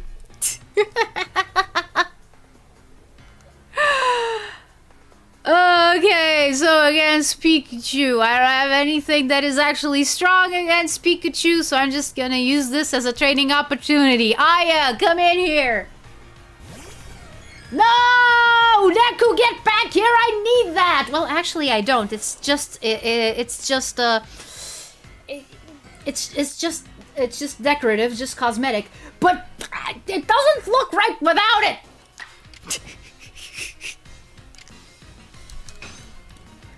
Okay, let's go. Oh! Okay. Cool.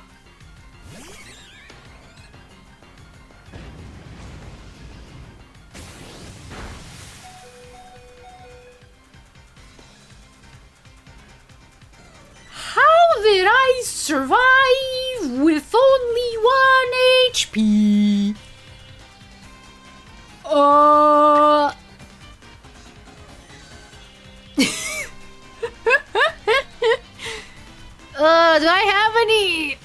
Do I have any guarantees that Aya will be able to one-shot this? Well, it's not exactly a one-shot because he's already damaged because of this stupid double edge that every Pokemon in this stupid game has. Why does every Pokemon in this game have double edge? I don't get it. Psychic. Okay, good. Didn't Ash have a Staravia at one point? There's something so natural about the sight of you and your Pokemon fighting together. Yay, everyone leveled up, except for Teakaya. He didn't. About your mission in the Icelands? Well, it will be a challenge. Be careful out there. As for me, I'll set off for the Alabaster Islands forthwith. See you there, my boy! She's Ash's mom? Wait.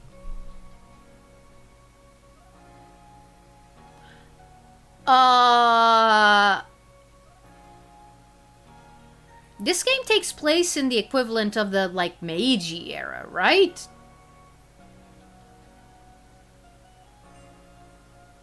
So...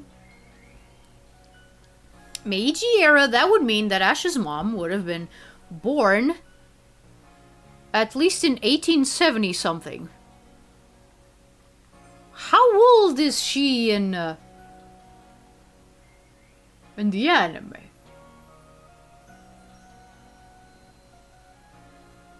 Yeah, more like his ancestor, probably. Yeah, he was turned to space stuff. Psychic powers are best powers. Agreed. Ash's mom is old. She has ways of looking young, you see. Oh, wait a second. Actually, no waiting seconds. No waiting seconds. I like Jet's voice in Sonic Racing Cross World. I haven't heard it yet. Again, I've been kind of busy the big thing that the big thing that I ended up being able to keep up with was, you know, yeah, the leak, so to speak, of Sonic Racing Cross World. It's just this normal wait, normal? He voices normal?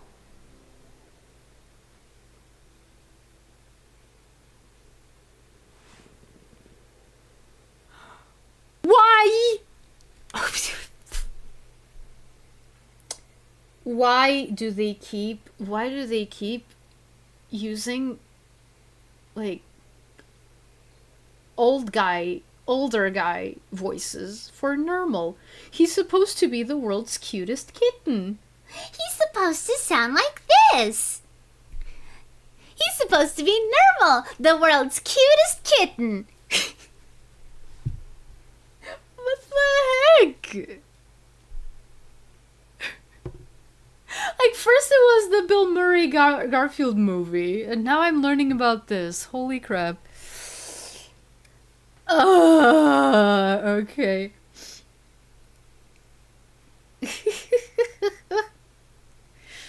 My word, it's rather chilly here, isn't it? Glad to see you made it safe and sound in any case. Yeah, my legs are freezing, but I'm feeling great. Very few venture to these alabaster icelands, apart from Tauhua leading the odd supply corps excursion to gather materials. But the survey corps, of course, must go anywhere that Pokemon are found, even outer space. Okay, yeah. Another day in just one. Learn how you can that from Irida and Adaman. Try to keep yourself safe. Yeah.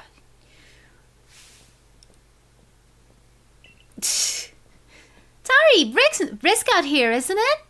How aren't you freezing? Freezing? I'm practically sweating.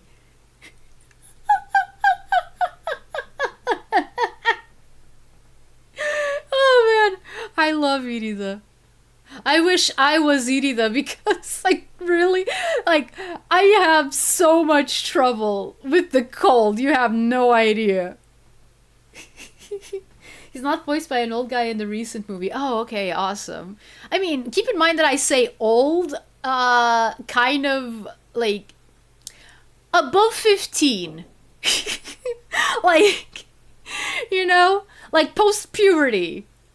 Like, anything post-puberty, like, anyone post-puberty should not be able to voice normal unless you're a woman. It's the normal VA from the 2008 cartoon. Yeah, no, I imagine that would be the case. Yeah, the first one where Frank Welker was Garfield. Yeah. Oh, nah, Atari, respectively, please not do that voice. Don't do that voice ever again. It feels not natural. Freak me out. Oh no.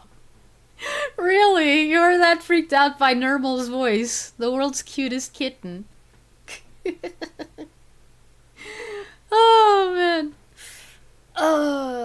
But yeah, I want to be like Irida so bad. If you think this is bad, just wait. This is nothing compared to where we're headed. You know, I'm beginning to think the problem between us isn't the Diamond Clan or thing or a Pearl Clan thing. It's just the you and me thing. We'll never see eye to eye on anything, will we? I don't see how we could, as long as you and your clan cling to your vision of an almighty Sinnoh that reigns over time. Forgive my bluntness, but if such a being even does exist, it's certainly not almighty Sinnoh. Yes, believe what you want. Just tell us where we have to go.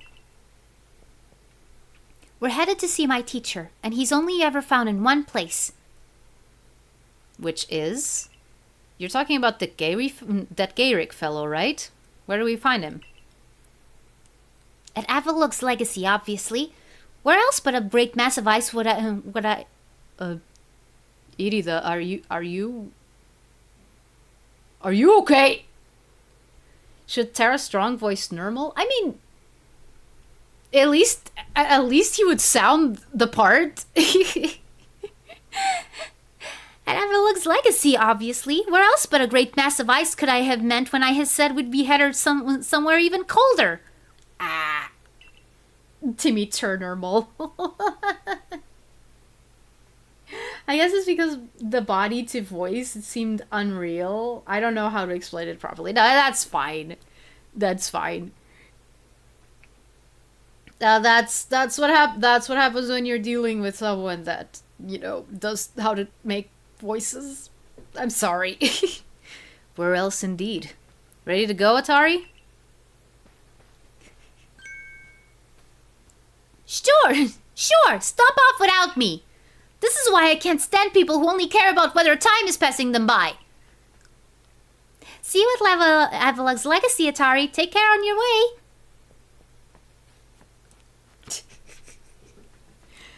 Hmm. way. Okay. So, let me see what time it is. It's 10... It's 10:30. Okay. Unfortunately, I am definitely gonna have to stop here.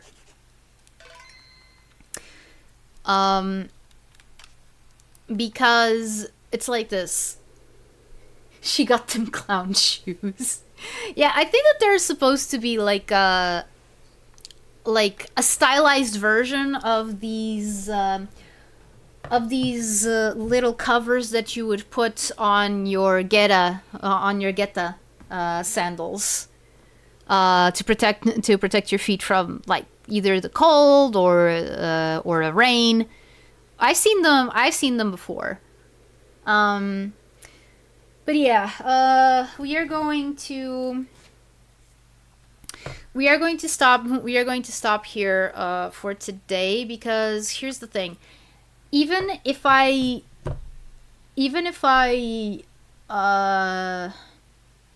basically I have to go to my job early tomorrow. I got morning shift. That means that I have to go extra early, and even worse, I am not at the city.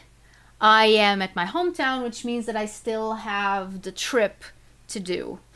So I really want to be able to do something else. Like, I still want to have dinner and still do something else before going to bed. So yeah. I'm sorry.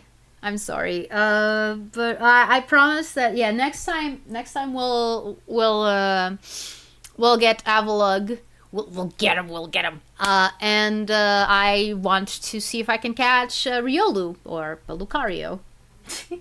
Because this is the place where they are. They stuck them in almost at the end game. Almost at the end game. There's a lot of end game in this game. Okay, guys. Thank you so much for watching and for putting up with all this nonsense. So yeah, whether you're watching this live or the VOD or are a lurker or are a member that just happened to not be able to show up, know that your presence is always appreciated. And see you soon. Or, as they say in Atlantis, Ekabe! That didn't sound okay. Ekabe! Bye!